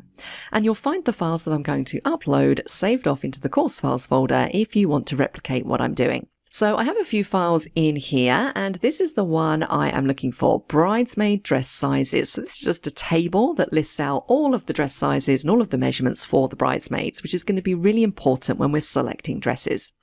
This is saved off into a Word document. Let's click on Open. You can see that that file is now uploading, and also note the file location. Any file you upload into Project for the Web is effectively going to be uploaded into your SharePoint library. Now, as soon as that file has been uploaded, take a look at the task in the project plan grid view. You can see that I now have an indicator, this little paperclip icon with a 1 next to it, that lets me know that this particular task has a file attached. If I was to attach another one, this indicator would change to a number 2. Now let's jump back into Add Attachment, and this time we're going to add a link to a URL. So this is basically where you can copy and paste in a link to a website.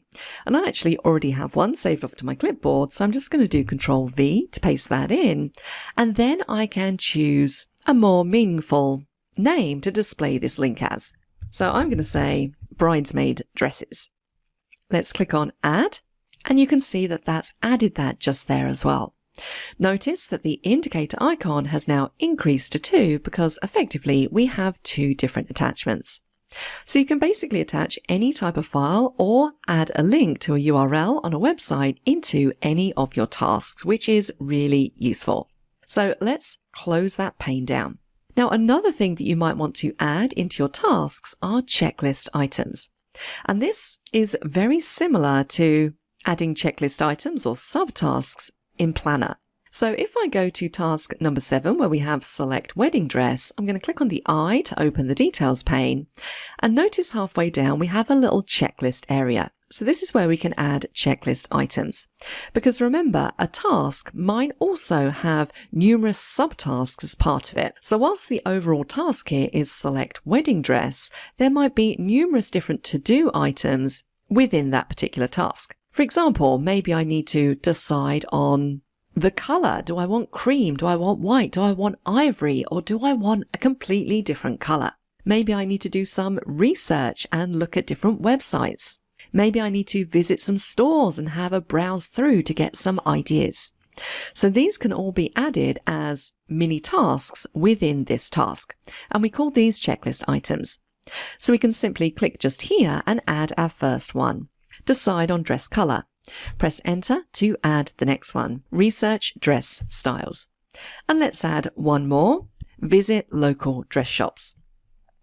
Again, notice what's happening in this quick look column next to this task. It's now showing that I have checklist items, and it says 0 of 3 because currently none of them are completed. As I check off these different items, so maybe I've decided on the dress color that I want, if I click the circle next to it to mark it as complete, you can see that that now updates to show me that 1 out of 3 checklist items have been completed. So I'm going to go through and complete all of these, and you can now see 3 of 3 checklist items have been completed. So all 3 of these things here, notes, attachments, and checklist items, are a really great way of adding in additional information to your tasks.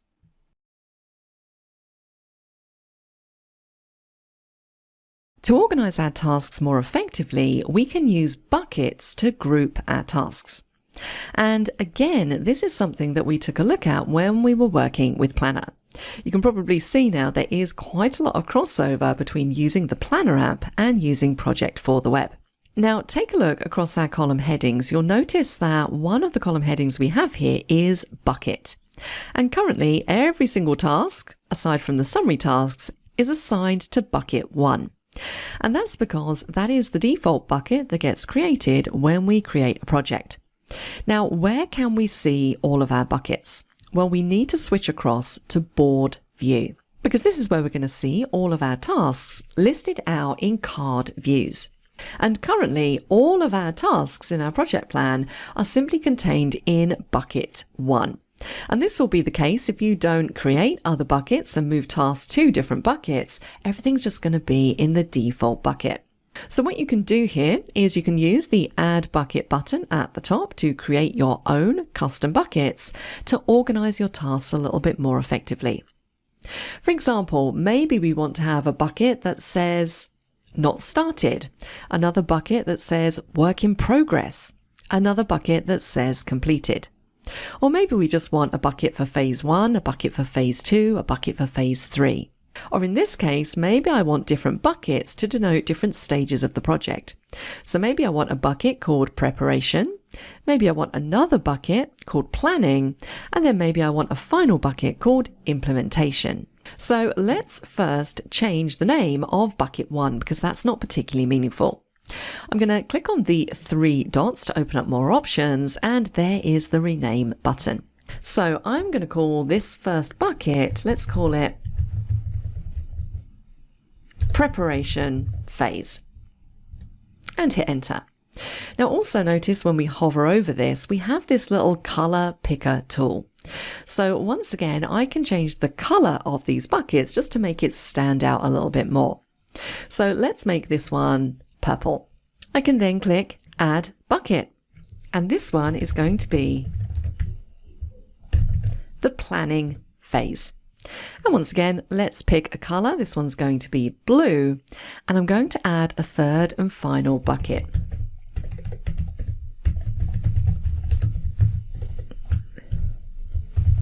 Implementation phase. And let's give this a nice green color. Now what I can do is I can move my tasks across by dragging and dropping into these different buckets in order to organize them. So the wedding day, that's going to be in the implementation phase. I can simply drag and drop. The rehearsal is going to be in the implementation phase as well. Drag and drop. Select honeymoon destination, that's implementation. Making the honeymoon destination shortlist, well, that really comes under planning. Booking the wedding venue is going to be in implementation. Making wedding venue shortlist is going to be in planning. So I can carry on moving my tasks around into these different buckets. Now, another way that we can do this is if we switch back to grid view, take a look at the bucket column now. You can see that it's updated with the new names of the buckets. And now if I click the drop down, I have the different buckets listed in here, so I can assign different tasks in this way as well. So the top two tasks are going to be the preparation phase. Most of these other ones here are going to be in the planning phase. So this will be planning. Ordering the dress, well, that's going to be implementation. Measurements and fitting, that's planning. This one's going to be implementation, so on and so forth. So I would carry on going through assigning these to different buckets. So I'm going to go through this entire project plan. I'm going to assign them to the correct bucket. So join me back here in a couple of moments. So I've now assigned all of my tasks to their relevant buckets. And you can see that in the preparation phase, I simply have those two completed tasks, setting the wedding day and agreeing the budget and approach. Everything else either comes under the planning phase or the implementation phase. And as I said, if we go back to the grid view, this is now reflected in the overall project plan. Now, the reason why you might want to use buckets to group your tasks is because it adds a little bit of organization to a big long task list. It makes it easier for us to see what tasks are part of different phases of the project. And it also means that we can search a lot easier for different buckets and tasks. So for example, if we click on the filters button at the top, we have a filter for buckets. So if I click the drop down, there are my different buckets. And if I just want to see all of the tasks that are part of the planning phase, I can filter by that, and it's just going to show me those tasks. Once again, if I scroll back up to the top, I can clear all to clear that filter. It's also worth noting that if you're working in timeline view, I know a lot of people do love working in timeline view. Let's just scroll across so we can see our project. We also have filters in here. So if you want to use that bucket filter whilst you're looking at timeline view, you can definitely do that as well. So let's take a look at the planning phase again. And once again, it's just going to update in the timeline view. And we can get an overview of the durations of each of these tasks.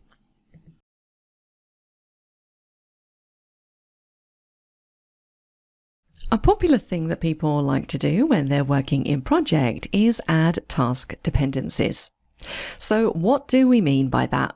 Well, you'll find that there are certain tasks throughout your project that rely on another task finishing before that task can start. So a good example of that would be if we go down to the attire section in our final wedding plan, I can't order the wedding dress until I've selected the wedding dress. So effectively, task 8 relies on task 7 finishing before this one can start. And that is what we call a dependency. And I have lots of things like that throughout this project plan. For example, I can't send out the invitations to my guests until I know who I'm sending them to. So I need to make guest list a dependent of send out invitations. So how do we create task dependencies? Well, let's scroll back up to order dress. Let's click on the I to open the task details. And if we scroll down towards the bottom, notice we have a depends on area. So it says this task doesn't depend on other tasks. So it's basically telling me currently I don't have any dependencies for this task. So let's add one. It's going to pop open a list of suggested tasks that I might want to add as a dependency. And would you take a look at that? It's popped up task number 7, select wedding dress. So I'm going to add that as a dependency. Notice underneath I also have a search for tasks area. So if I want to find a specific task that needs to be a dependent of this one, I can type it in and then it's going to pop up above for me to select. So now that we've added this dependency, let's close down this pane and take a look at how that reflects in our project plan. Well, if we jump across to timeline view, and once again we need to scroll across, check out what we have here. We have this squiggly line. And you can see that that line is linking task 7 to task 8. So this is showing me that task 7 is a dependency of task number 8. So this is actually another way that you can create dependencies. You can do it directly from timeline view simply by dragging to link tasks together. So let's scroll down to make guest list and send out invitations. So here we can see that send out invitations relies on us having a guest list. So task number 15 is dependent on task number 14 completing. So what we can do here is we can create a dependency simply by dragging this little circle. So if I hover over send out invitations, I'm going to click on this circle and I'm going to drag and drop it to the task above. And that creates that link, that dependency. Now there is a third way that we can do this as well. So let's jump back to grid view. What we can do is we can add another column into our project plan. So let's scroll across and click on add column. Now notice we have two fields we could add here, dependents after and depends on. So I'm going to add both of these so you can see the difference, dependents after and depends on. Now notice here what I'm getting in these different columns for the tasks that we've actually linked. So you can see here depends after, we have task number 8, order dress. And task number 7 is select wedding dress. So this is the dependent after that task. Whereas this one is showing me what this task depends on. So task number 8, ordering the wedding dress, depends on us selecting the wedding dress first. And if I want to add dependents in, I can add them in using this view as well. So let's scroll back and take a look at something else that has dependents. So before I can book the reception venue, I need to know which reception venue I'm booking, so I need to make sure I've made my shortlist and decided. So effectively, task 20 is dependent on task 19. So if we select task 20 to make it easy for us to find as we scroll across and go to the depends on column, what I can do is click in here and it's going to pull up a list of suggested tasks. Now, if the one that I want to link to isn't in this particular list, you can just type in the task number into here.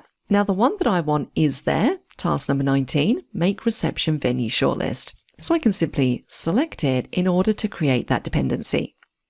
This also updates and reflects in our timeline view. So if we jump back across and scroll all the way down to the reception venue section, let's just pull this out so we can see this.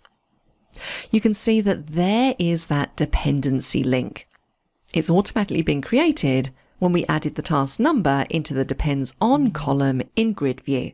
And the cool thing about these dependency links is that if I was to move this task, so let's just grab this one, and if I was to move this out, the dependency link is going to move with it.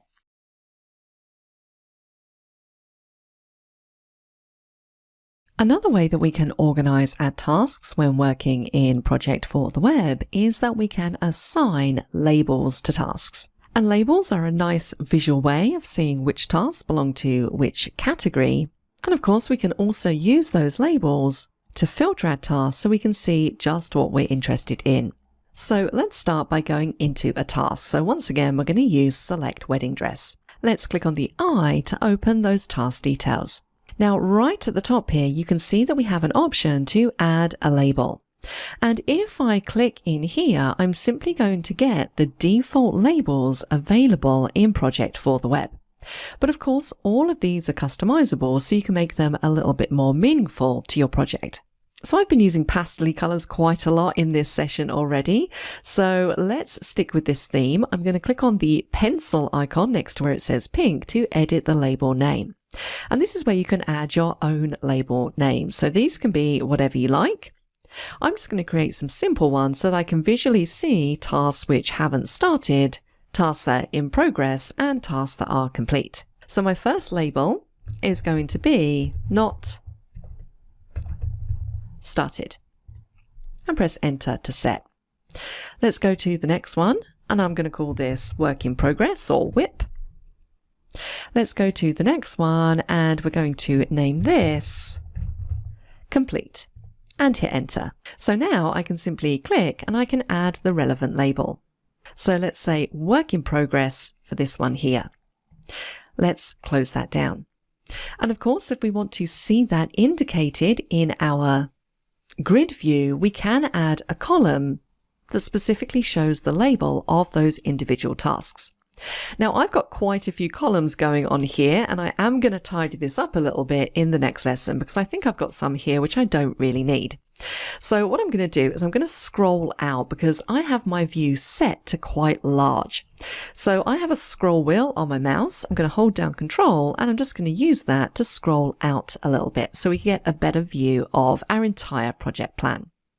So let's add another column on the end. Notice we have one for labels. Let's click to add, and you can see here I have +1. So this is the label that I've just added to the task, but it's just showing as a little +1 icon. Now what we can do instead is click the labels drop down just here and toggle off show titles, because that's simply just going to show the color of this icon. And for me, that looks a little bit better. So I can go through adding my different labels. So let's choose not started for this one. I can go to the next one. That one's also not started, so on and so forth. And if I go up to my top 2 tasks, so these ones up here, agree budget and approach, and also set wedding date, if I scroll across, both of these are complete, so I can click in the labels column, and I'm going to set both of those to complete. So really nice and simple to add those labels. And of course we have a filters button at the top here, and we have a labels section. So this way I can now filter for, let's say, all of the tasks where I've added the complete label. So labels are really just another way of categorizing your tasks using color.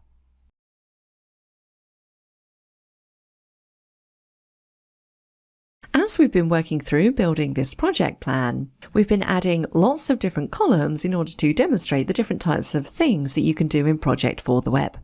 So what I've ended up with here is a project that kind of has too many columns. There's too much information on here than I really need to see. I want to try and keep things as simple as possible while still having access to the key information that's important to me.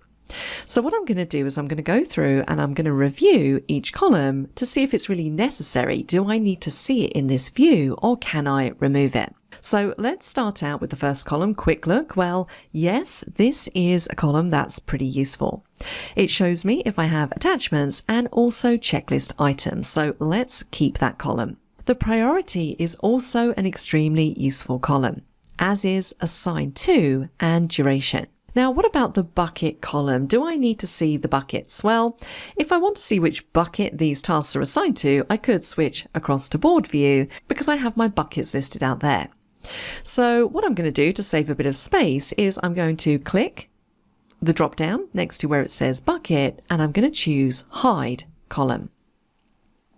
I'm going to keep percentage complete because that's pretty helpful.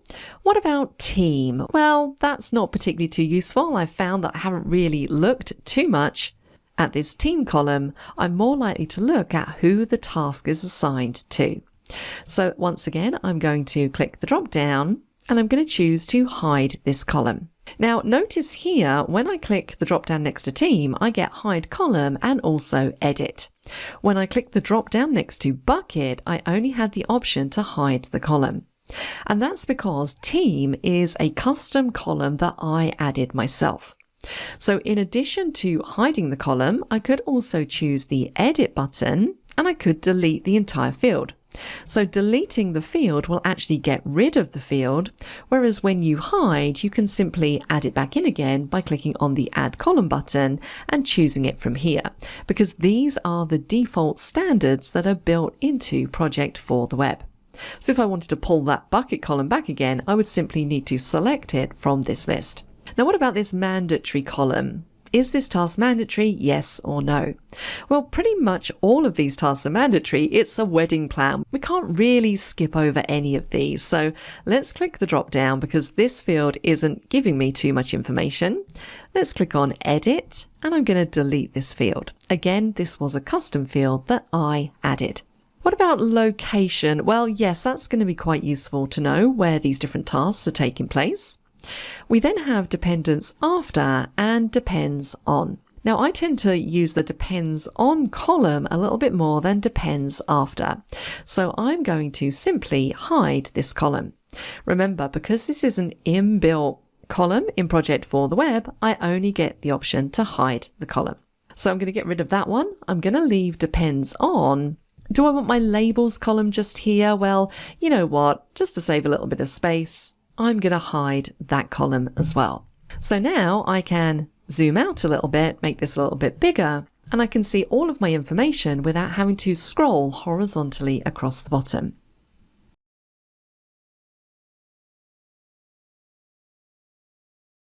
In the last lesson, I went through and just tidied up and removed some of the columns that I don't really use. And since the last lesson, I've made a couple of other changes.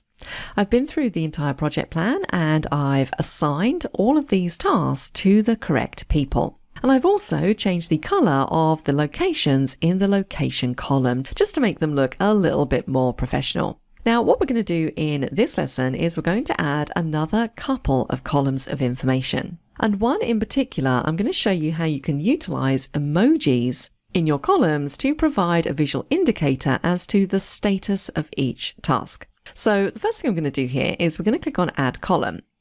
And I'm going to add one of these preset columns because it's going to actually be quite useful for me to be able to see the date that each of these tasks start. So let's add in Start. And I'm going to move this column all the way over to the beginning. So let's grab it and let's drag it across. And I'm going to put it right at the beginning before the Quick Look column. So now I've got a good idea as to when each of these tasks are starting. What I also might want to add in here is the finish date as well. So once again, let's add that and let's drag it across and put in our finish dates. So these themselves are extremely useful pieces of information. Now, something else I might want to add, and this is really just an exercise to show you the capabilities, the types of things that you can do in Project for the Web that you may not have thought of previously. Now, what I want to do here is I want to have a column on the end here called Status, where I have kind of like a traffic light indicator. So red might indicate something like alert, yellow is okay, and green is good. And of course, you can customize these to suit your particular project. So let's take a look at how we might do something like that. So if we click on Add Column, we're going to create a custom column. So let's go for New Field. Now, the type of column that I'm going to add is going to be a choice because I want them to be able to select one of 3 traffic lights from a drop-down. Now, we're going to call this field Status, and then we can add in our choices. Now, effectively, what I want here is I want choice 1 to be a green indicator. So basically like a green circle, a green traffic light. So how do I get an emoji into my choices? Well, if you're using Windows, this is where the touch keyboard is going to come in really handy. Now, I'm using Windows 11, but this option should work in Windows 10 as well. So if I pull my mouse down to reveal my taskbar, notice that one of the icons I have here on the right-hand side is Touch Keyboard. Now, you may or may not have that already displayed in this little notifications area. If you can't see it there, if you click the little up arrow, you might find it in here in this overflow area. Alternatively, what you can do to bring it up is right-click on the taskbar, go to Taskbar Settings, and where we have taskbar corner icons, make sure you have Touch Keyboard toggled on. Once you've done that, you should be able to see it down here in the corner. So we can use this touch keyboard to add emojis into our choices. So let's click to pull it up. And this is basically like a virtual keyboard. Now notice in the top corner, we have this little icon here, which has got a heart on it. And if we click on this, it's going to give us access to things like GIFs, stickers, and emojis. So let's click on emoji to open up the emoji gallery, and then I can go through and search for the emojis that I'm looking for. So I can type in here circle. So the first one I want here is the green circle. So let's just click to add that, close our keyboard, and you can see it's added it to my choices. So I might want this one to say on track. Let's do the next one. I'm going to delete out choice 2. We're going to click on our touch keyboard, jump to our emojis. We're going to search for circle again. And this time we're going to have a orange circle. And I'm just going to put needs attention. Again, you can type in whatever you like here. And the final one is our choice 3. So let's pull up our virtual keyboard again, and we're going to repeat this process. Now I have the one that I want saved off into my favorites, so I'm just going to choose the red circle from here.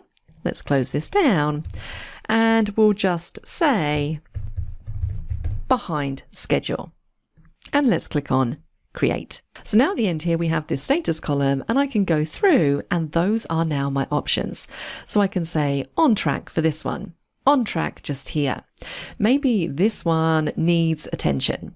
And it's just a really nice way of visually being able to see which tasks are on track and which ones you maybe need to go back and take a look at. Now, it's worth bearing in mind that these aren't conditional or automated in any way, shape, or form. So these aren't linked in any way to update depending on other things that change. For example, if I was to mark a task 100% complete before its due date, it's not going to update its status to on track. These are just there in case you want to keep them up to date as a really nice way of just being able to visually see very quickly which tasks are behind schedule. And really what I wanted to show you here is the potential. You don't just have to add in things like text, you can use things like emojis, traffic light systems, different colors in order to indicate different things within your project. So I'm sure that you can think of lots of creative ways to use the touch keyboard and the emoji gallery in order to really make your project plans come to life.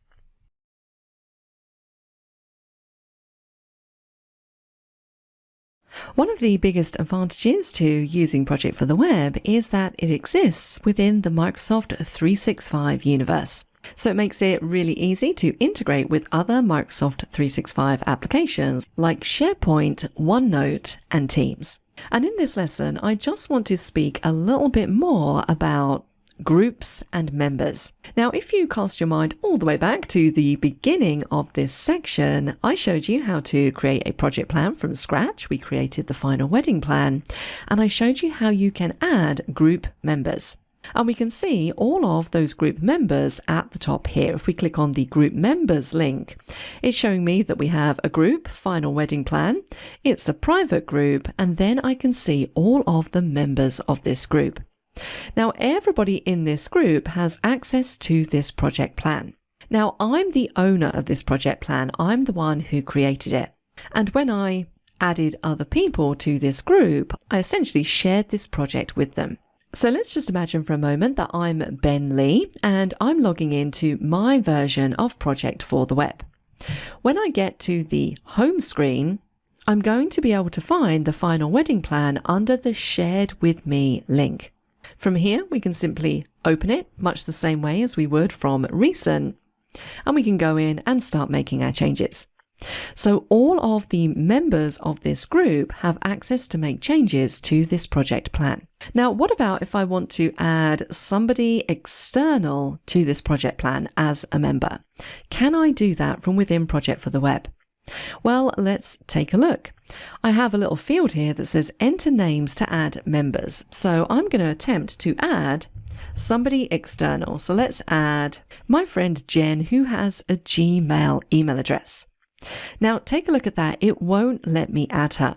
It says no results found, and it doesn't matter if I hit enter or whatever I do, it's not going to add her to this project. Now there is a way that you can add external people to a project, but you don't do it from within Project for the Web, you do it from within Outlook groups. And that's effectively what you're doing here. So when you add members to a particular project, you create a group in Outlook. And we can use that group to add new members and interact with other group members. Now you might be familiar with Outlook groups or Microsoft 365 groups, as new groups are created if you create a new team in Microsoft Teams, or if you create a new site in SharePoint. So let's jump across to Outlook and see if we can find this final wedding plan group. Well, would you take a look at that? If we cast our eyes over to the left-hand side of the screen, so at the bottom of my inbox, I have a little collapsible and expandable folder called Groups. And in here, I can see all of the Microsoft 365 groups that I have access to. Now, bear in mind, I haven't created any of these myself. They've been created automatically when I've been doing other things in other Microsoft 365 applications. For example, when I created a SharePoint site for SharePoint online training, it automatically created an Outlook group for me. And you can see that one of the groups I now have is Final Wedding Plan. And I can do lots of things with the group members from here. If you take a look at the home ribbon in the middle here, we have a group that says Final Wedding Plan. So I can send emails from this particular group. I can take a look at our group calendar. We can view group files within SharePoint. So these would be any files that I've maybe attached to tasks in project. We can even create a group notebook. So this is quite a good one. If we click on the notebook icon, it's going to open up OneNote Online, and automatically we have a Final Wedding Plan notebook created for us that is now shared with all group members. So if we want to have lots and lots of notes about the different tasks and the overall wedding plan, we can add those into there, and it's really easy for everybody else to be able to view them. And another thing we have in here is group settings. So from here, I can leave the group, I can edit the group, I can invite others, or I can add members. So if I wanted to add Jen, I could choose add members. And you can see at the top here, it says add colleagues, Microsoft 365 groups, distribution lists, or guests. So if the person that you're adding doesn't have a Microsoft 365 account, then they would be considered to be guests. So I've typed in Jen's email address again. This time I can select her, and you can see it's added her as a member, but Jen is simply a guest. And the difference between guests and members is that guests have limited access to group resources. So guests can't do as much within the project plan as members can. Let's click on OK and jump back to project. So now if I refresh the browser, we should find that our group members increase from 5 to 6. And I can see, yes, they have. If I click this, I can see there is Jen right at the bottom. Now, of course, the ability for members, whether they be internal or external, to edit projects in Project for the Web also relies on if they have a license for Project for the Web. So just bear that in mind as well. If you're trying to add somebody who hasn't purchased Project for the Web, then you're going to run into some issues. Now, a couple of other things that we can do in here with regards to sharing tasks and projects is that we can copy links to specific tasks. For example, if I hover over the Select Wedding Dress task and click on the 3 dots, you can see that one of the options I have in here is to copy a link to the task. So I can basically copy this link and then maybe open up an email or maybe even something like a Teams channel and then paste that in. So if I jump across very quickly to Microsoft Teams, and I'm just going to choose any of these channels. Let's just go for the general channel and start a new conversation. When I do Control V, it's going to paste that task link in, and I can send that through to the Teams channel. And then team members can click on that link and it's going to jump them across to project. Now you can see there when I click on it, it asks me to confirm my email address and it's linked me directly to that particular task. So I can now see everything that's going on here, and I can make my updates and my changes. So really nice and straightforward. Now, similarly, we can link to entire projects as well. So if we go back to the Home tab just here and take a look underneath Recent where we have our final wedding plan, if I click the three dots, I can also copy a link to the entire project. So if I was to select this, the link gets copied to the clipboard. I'm just going to go back to Teams and paste it into here, Control V, hit enter. And then when people click on this particular link, it's going to take them to the actual project plan as opposed to a specific task.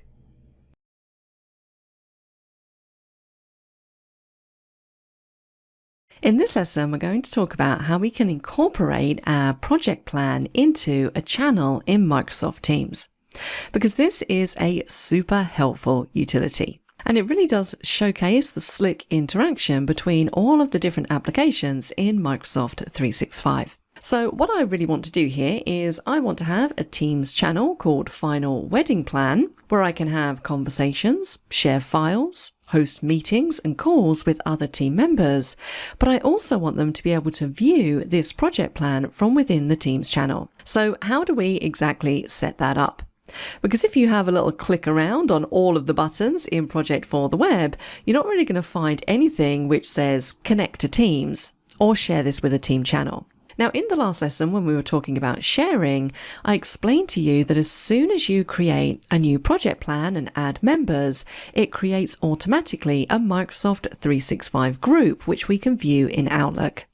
And the good thing about Teams is that we can set up a new team based off of a Microsoft 365 group. So that's exactly what we're going to do. Now, if you don't use Teams and have no interest in Teams, then you can probably skip this lesson. But if you do utilize Teams, this is going to be a really useful thing to know. So let's first of all open up Teams. So I'm going to go to my applications launcher and I'm going to choose Teams from my applications list. This is going to open up in a brand new browser window and it's going to jump me across to my Teams account. And you can see here just some other teams that I have access to. Now, underneath this Teams list, we have a little link that says join or create a team, which basically takes you to this screen just here. So I want to create a team, but I want to create it based off of an existing Microsoft 365 group. So let's make sure that we choose the correct option in here and take a look at that. I have all of those Microsoft 365 groups that I could see in my Outlook account earlier on. So let's choose Final Wedding Plan and click on Create. It's going to go away and create the team. And now if I take a look at my Teams list, there is Final Wedding Plan. And you can see by default, it's created for me a general channel where I can start having conversations. So now that I have my brand new team, how do I get my project plan to display for all members within Teams? Well, if we go up to the top here where we have these three tabs, Posts, Files and Wiki, let's click on the plus to see what we have. Now this is where we can add different tabs running across the top of our channel. And you can see that we have a few different things that we could select in here. Now, whilst you might naturally think that the tab that you want is Project just here, remember that we're actually working in Project for the Web. So we're essentially online. So what I want to do here instead is go back to my Final Wedding Plan and I'm going to copy the URL of this project plan. Control C. Let's jump back to Teams and we're going to add a tab that contains a website. Now, what do I want to call my tab name? Well, let's just say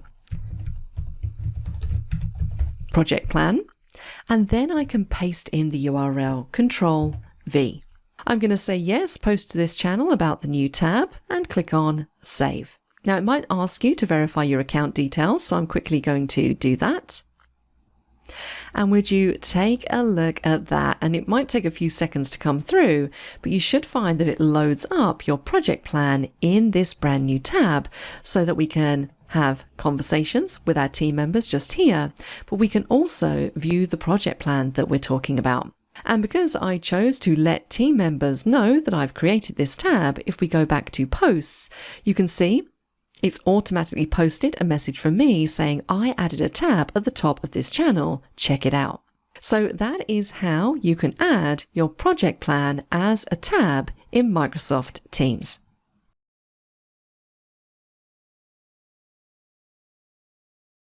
If you're a project manager, then you might find that you're responsible for numerous different projects on a daily basis. And it might be that you want to keep an eye on all of your projects as a whole and specific tasks within those projects. So in Project for the Web, what we can do is we can create something called a roadmap. A project roadmap allows us to connect to any projects that we have access to. And we can select specific tasks within those projects to effectively monitor in more detail. So let's take a look at how we would do this. So we're going to jump back to the home page by clicking on the home icon in the left-hand menu. Now currently you can see that underneath recent I have two projects, the final wedding plan, which is what we've been working on, and also employee onboarding. And if you recall, that was a project that we created at the very start of this section when I was talking you through inbuilt templates. So we're going to connect to both of these project plans in the project roadmap, and we're going to monitor specific tasks. Now, in order to create a roadmap, we need to click on the New Project button and select the Roadmap button. And what we basically get is something very similar to Timeline View when we're working in an individual project. We have our dates running across the top. We have our zoom slider, so we can zoom in and zoom back out again. And then we have a button at the beginning here called Add Row. So this is where you want to go to first. We're going to click on Add Row, and it's going to add a row to our timeline. Now, each row is going to represent a project that we've connected to. So if you want to keep your eye on multiple different projects, you can add each of them as a new row in your roadmap. Now we're just going to connect to two different projects. Now notice on the right hand side I have this details pane pop open, so I need to give my row a name. Now of course you can change this at a later date, but I'm going to call this wedding plan. We need to enter an owner, so I'm just going to select myself as the owner, and then we need to connect to a project. Now we get a choice of connecting to projects or Azure boards. Now I'm going to connect to a project, and you can see in here a big long list of all of the projects that I've created. Now the reason why you don't see all of these in recent in Project for the Web is because I've basically removed them from that list just to keep the list nice and tidy. But I have in fact, as I've been preparing for this session, created lots of copies of the final wedding plan and also another couple of test projects down here. Now the only ones that we really want to add to our roadmap are the top two up here, final wedding plan and employee onboarding. Now if I had another project, maybe in Project Online, I could choose to manually import my project into the roadmap. If I was to click this, it's going to allow me to search for any projects that I have. Now we're going to add final wedding plan first of all. And when we connect to something like a project, we're basically setting up a flow. And this is where it becomes very obvious that Microsoft Project for the Web is built on the Power Platform, because flows are basically part of Power Automate. They allow us to automate specific processes. Now, the thing you need to watch out for here when you're trying to connect to a specific project is the little permissions at the bottom. So right at the bottom here, you're going to be told by project what applications it needs access to in order to connect to this specific project. So it's telling me that it needs access to Project Roadmap and the Microsoft Dataverse. Now I can see that I've got green ticks next to both of these, which means that I have a valid connection. But sometimes, particularly if this is the first time you're creating a roadmap, it might ask you to sign in just here. So it might say sign in next to each of these applications. So you really just need to validate your login credentials. All you do is click on the sign in button, and then you should get the green tick. You might see other things in here. So if there's some kind of error, you might see an error just here, but all of them will be clickable links so you can delve a bit deeper into why you're getting an error. Now I can see that I've got a valid connection, so I can click on connect at the bottom to connect to this project. So it's now connected to my final wedding plan, and it's opened up all of the tasks that are part of this plan. So now I just need to go through and select the task that I'm interested in. And notice here at the top, I have a quick select option. So I can choose to select all milestones or summary tasks or top level tasks. So let's say all summary tasks. So now if I close this pane down, you can see it says 12 connected row items. If I then wanted to add more items in, I could go to update items and make further selections. But I'm going to close both of these down, and I should find that if I scroll across to where my project starts, I can see those items listed just here. So I'm getting that Gantt chart, that timeline view of just the tasks that I've selected. Now, if I click on these bars, I get some further options. So it's showing me the start and the end date, and I can set a status. So I can choose not set, on track, at risk, high risk. So I'm going to say that this one is on track, and it helpfully color codes it for me so it's really easy to see. Let's choose this one. Well, this one is at risk. I haven't selected a wedding dress yet. So I could carry on going through, color coding these key items. What I could also do is I could add a key date into this roadmap. So what is my key date here? Well, the wedding day is a pretty key date. And I think the wedding day is on the 26th of May, 2023. So let's set that as a key date. So I'm going to choose that, and we're going to say on track, add key date. And you can see there, it puts that pin into the roadmap.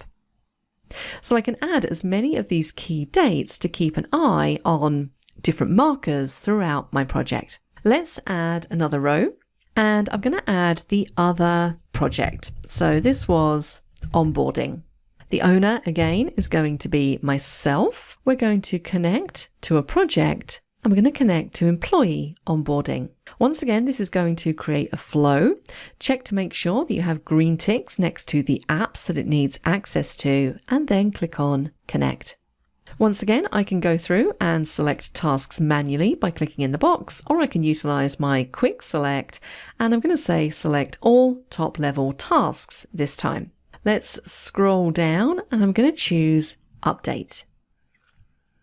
And now you can see it says 5 connected row items. Let's click on close, and this project starts a lot sooner than the wedding plan. So if I scroll all the way back, I can see those key top level tasks.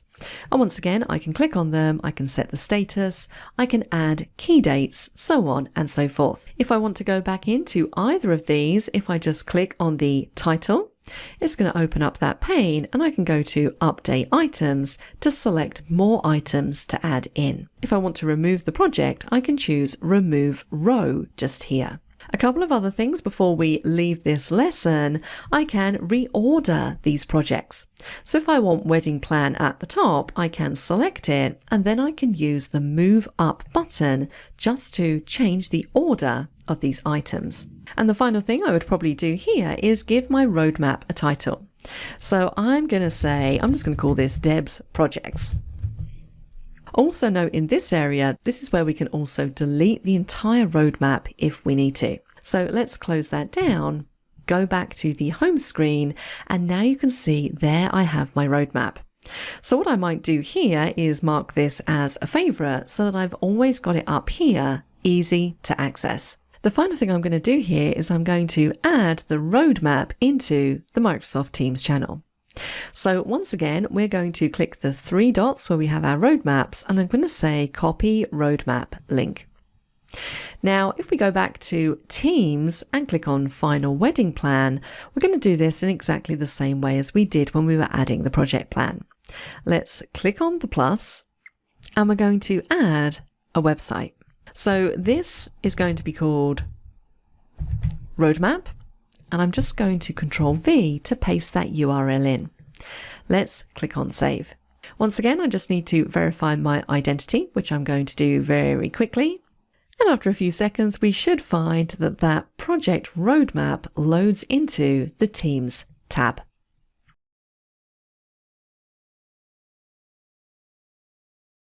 In the final lesson of this section, I just want to quickly run through some additional or extra features that we haven't yet covered. And these are all very small features that don't really necessitate an entire lesson dedicated to them. Nevertheless, they are very important. So we're going to run through 4 extra features, things you should know.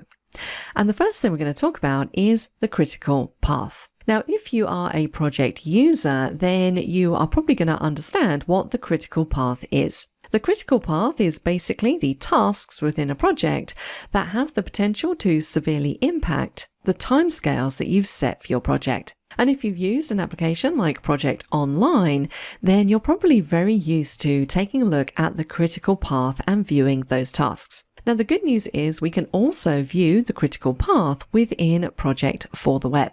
So if we really do want to have a quick look at the key tasks in our project, the critical tasks, we can choose to show the critical path. Now, take a look. I am currently in the Employee Onboarding project. This is the one that we created from the template. And I want to take a look at the critical path, so the critical tasks that have the potential to affect the timescales of this project. Now, in order to view the critical path, you need to make sure that you're in timeline view for your project. I'm just going to use my horizontal scroll so I can see the project in question. Now, we're going to find our critical path option underneath filters just here. And you can see right at the top, we have a little toggle that says show critical path. So if I slide to toggle this on, you can see those tasks that are critical in this project. They're highlighted in red. Another thing that we could do here, if we turn off the critical path, is we have a little filter for critical path as well. So if we expand this, I can choose to filter and show only those tasks that are critical to this project. So don't forget where that is. You must be in timeline view. If you're working in grid view and you go to your filters, you're not going to see that show critical path slider. The next additional feature that might be of interest to you is exporting your project plan out to Excel. So maybe you want to take all of the information that you have in your project plan, dump it into an Excel spreadsheet so that you can perform further analysis. Maybe you want to create some kind of pivot table or maybe a chart to show the stats to your CEO or key stakeholders. Well, the good news is that is very easy to do in Project for the Web. Now I'm back in my wedding plan, and if I wanted to export all of this information out to an Excel spreadsheet, I simply need to go all the way over to the right hand side where we have more actions, and I have an option here, export to Excel. Let's click on it. It's going to download the file to my downloads folder. I'm going to choose open file, and it's going to open that up in an Excel spreadsheet. So I have the basic information about my project at the top, so some nice overview stats, and then I basically have all of that information. So I have the task number, the name, the status, the start and finish times, so on and so forth.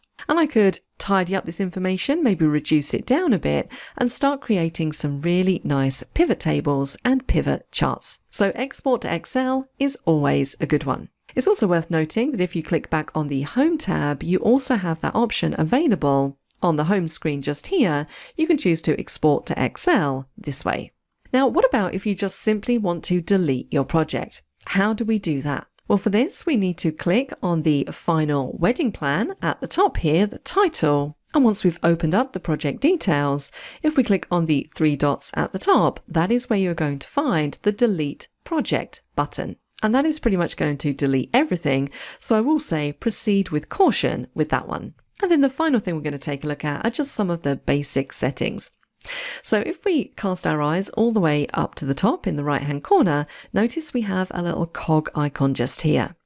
That's going to open up the settings that we have for Project for the Web. And I will say that these are fairly minimal. Now, one that you might want to check out is the notification settings just here. Again, we don't have a great deal in here, but there are a couple of things that you might want to review. So currently, Project is going to send me a notification when someone assigns a task to me. I'm also going to receive a notification when someone adds me to a project or roadmap. Now, I'm happy with both of those, so I'm going to leave them on, but you could toggle both of these off if you want to cut down the amount of notifications you're receiving from Project for the Web. Another thing we can do here is we can change the theme that we're using. So if you don't particularly like this standard green, you could change this to something completely different. from here as well. And then right at the bottom, we just have options to change our language, change our password, and update our contact preferences.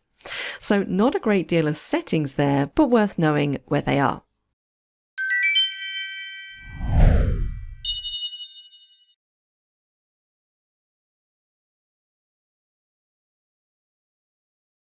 In this exercise, we're going to practice some of the skills that we've learned in this section on Project for the Web.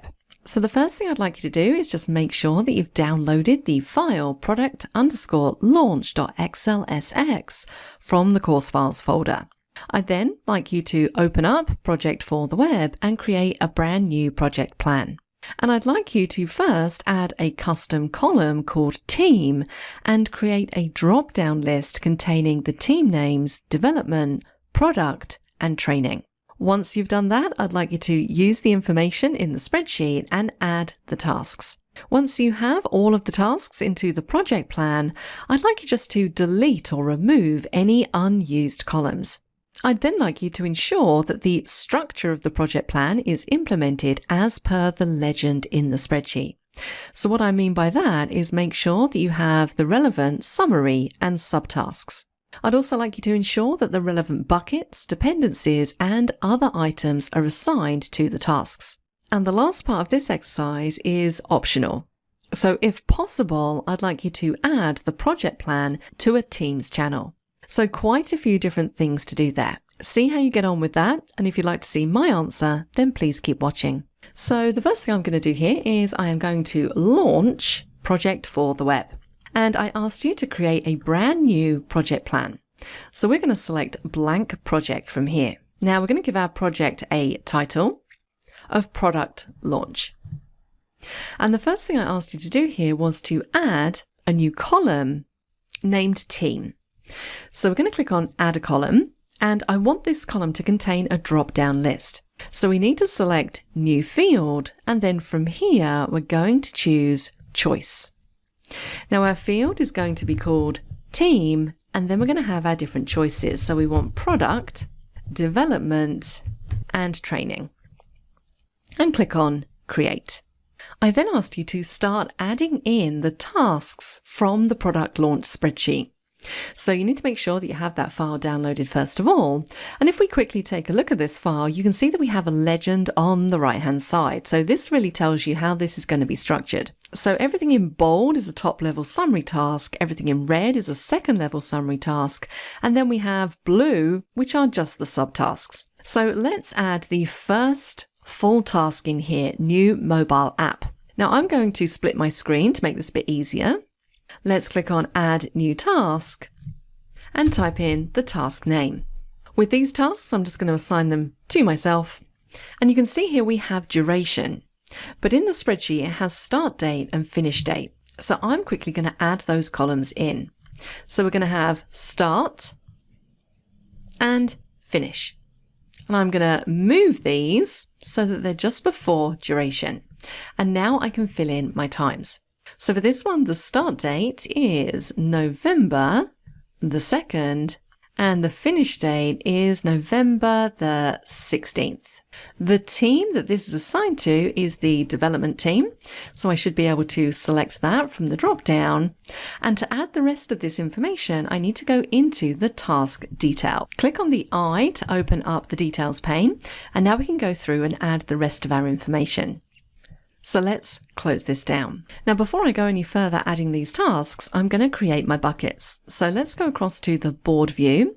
I'm going to rename the first bucket. This one is going to be prep. Let's add another bucket. This one is going to be testing. Add another bucket, analysis, and the final one, deployment. Now when I go back to grid view, I can reopen this up, and this one belongs to the prep bucket. And you can see there it is already. So I'm just going to go through off camera and add in the rest of these tasks. Rejoin me when we'll create our summary and subtasks. So I've added all the tasks and the task details into my project plan, and it's now time to add some structure by creating summary and subtasks. So let's select task 3, 4, and 5. And we're going to make these subtasks of preparation. I'm now going to select preparation and we're going to make that a subtask of Q1. So that is the structure that I want. So let's apply that to the rest of these.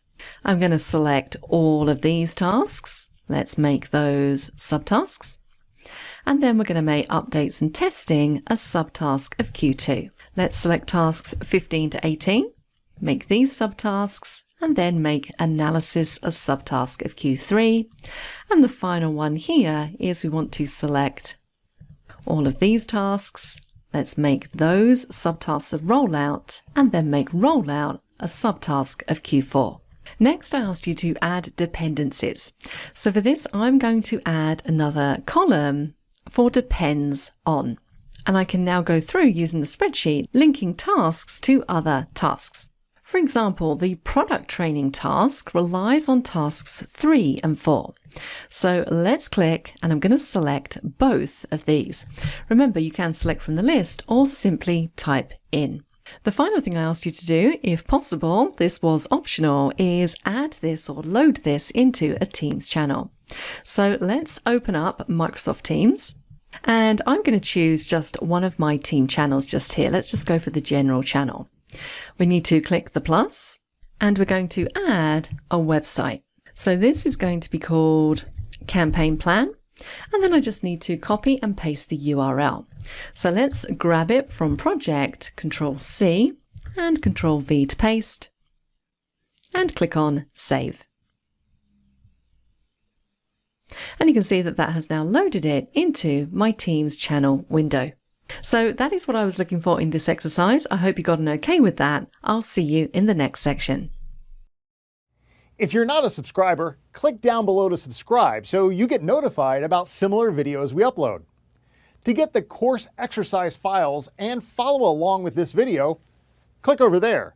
And click over there to watch more videos on YouTube from Simon Sez IT.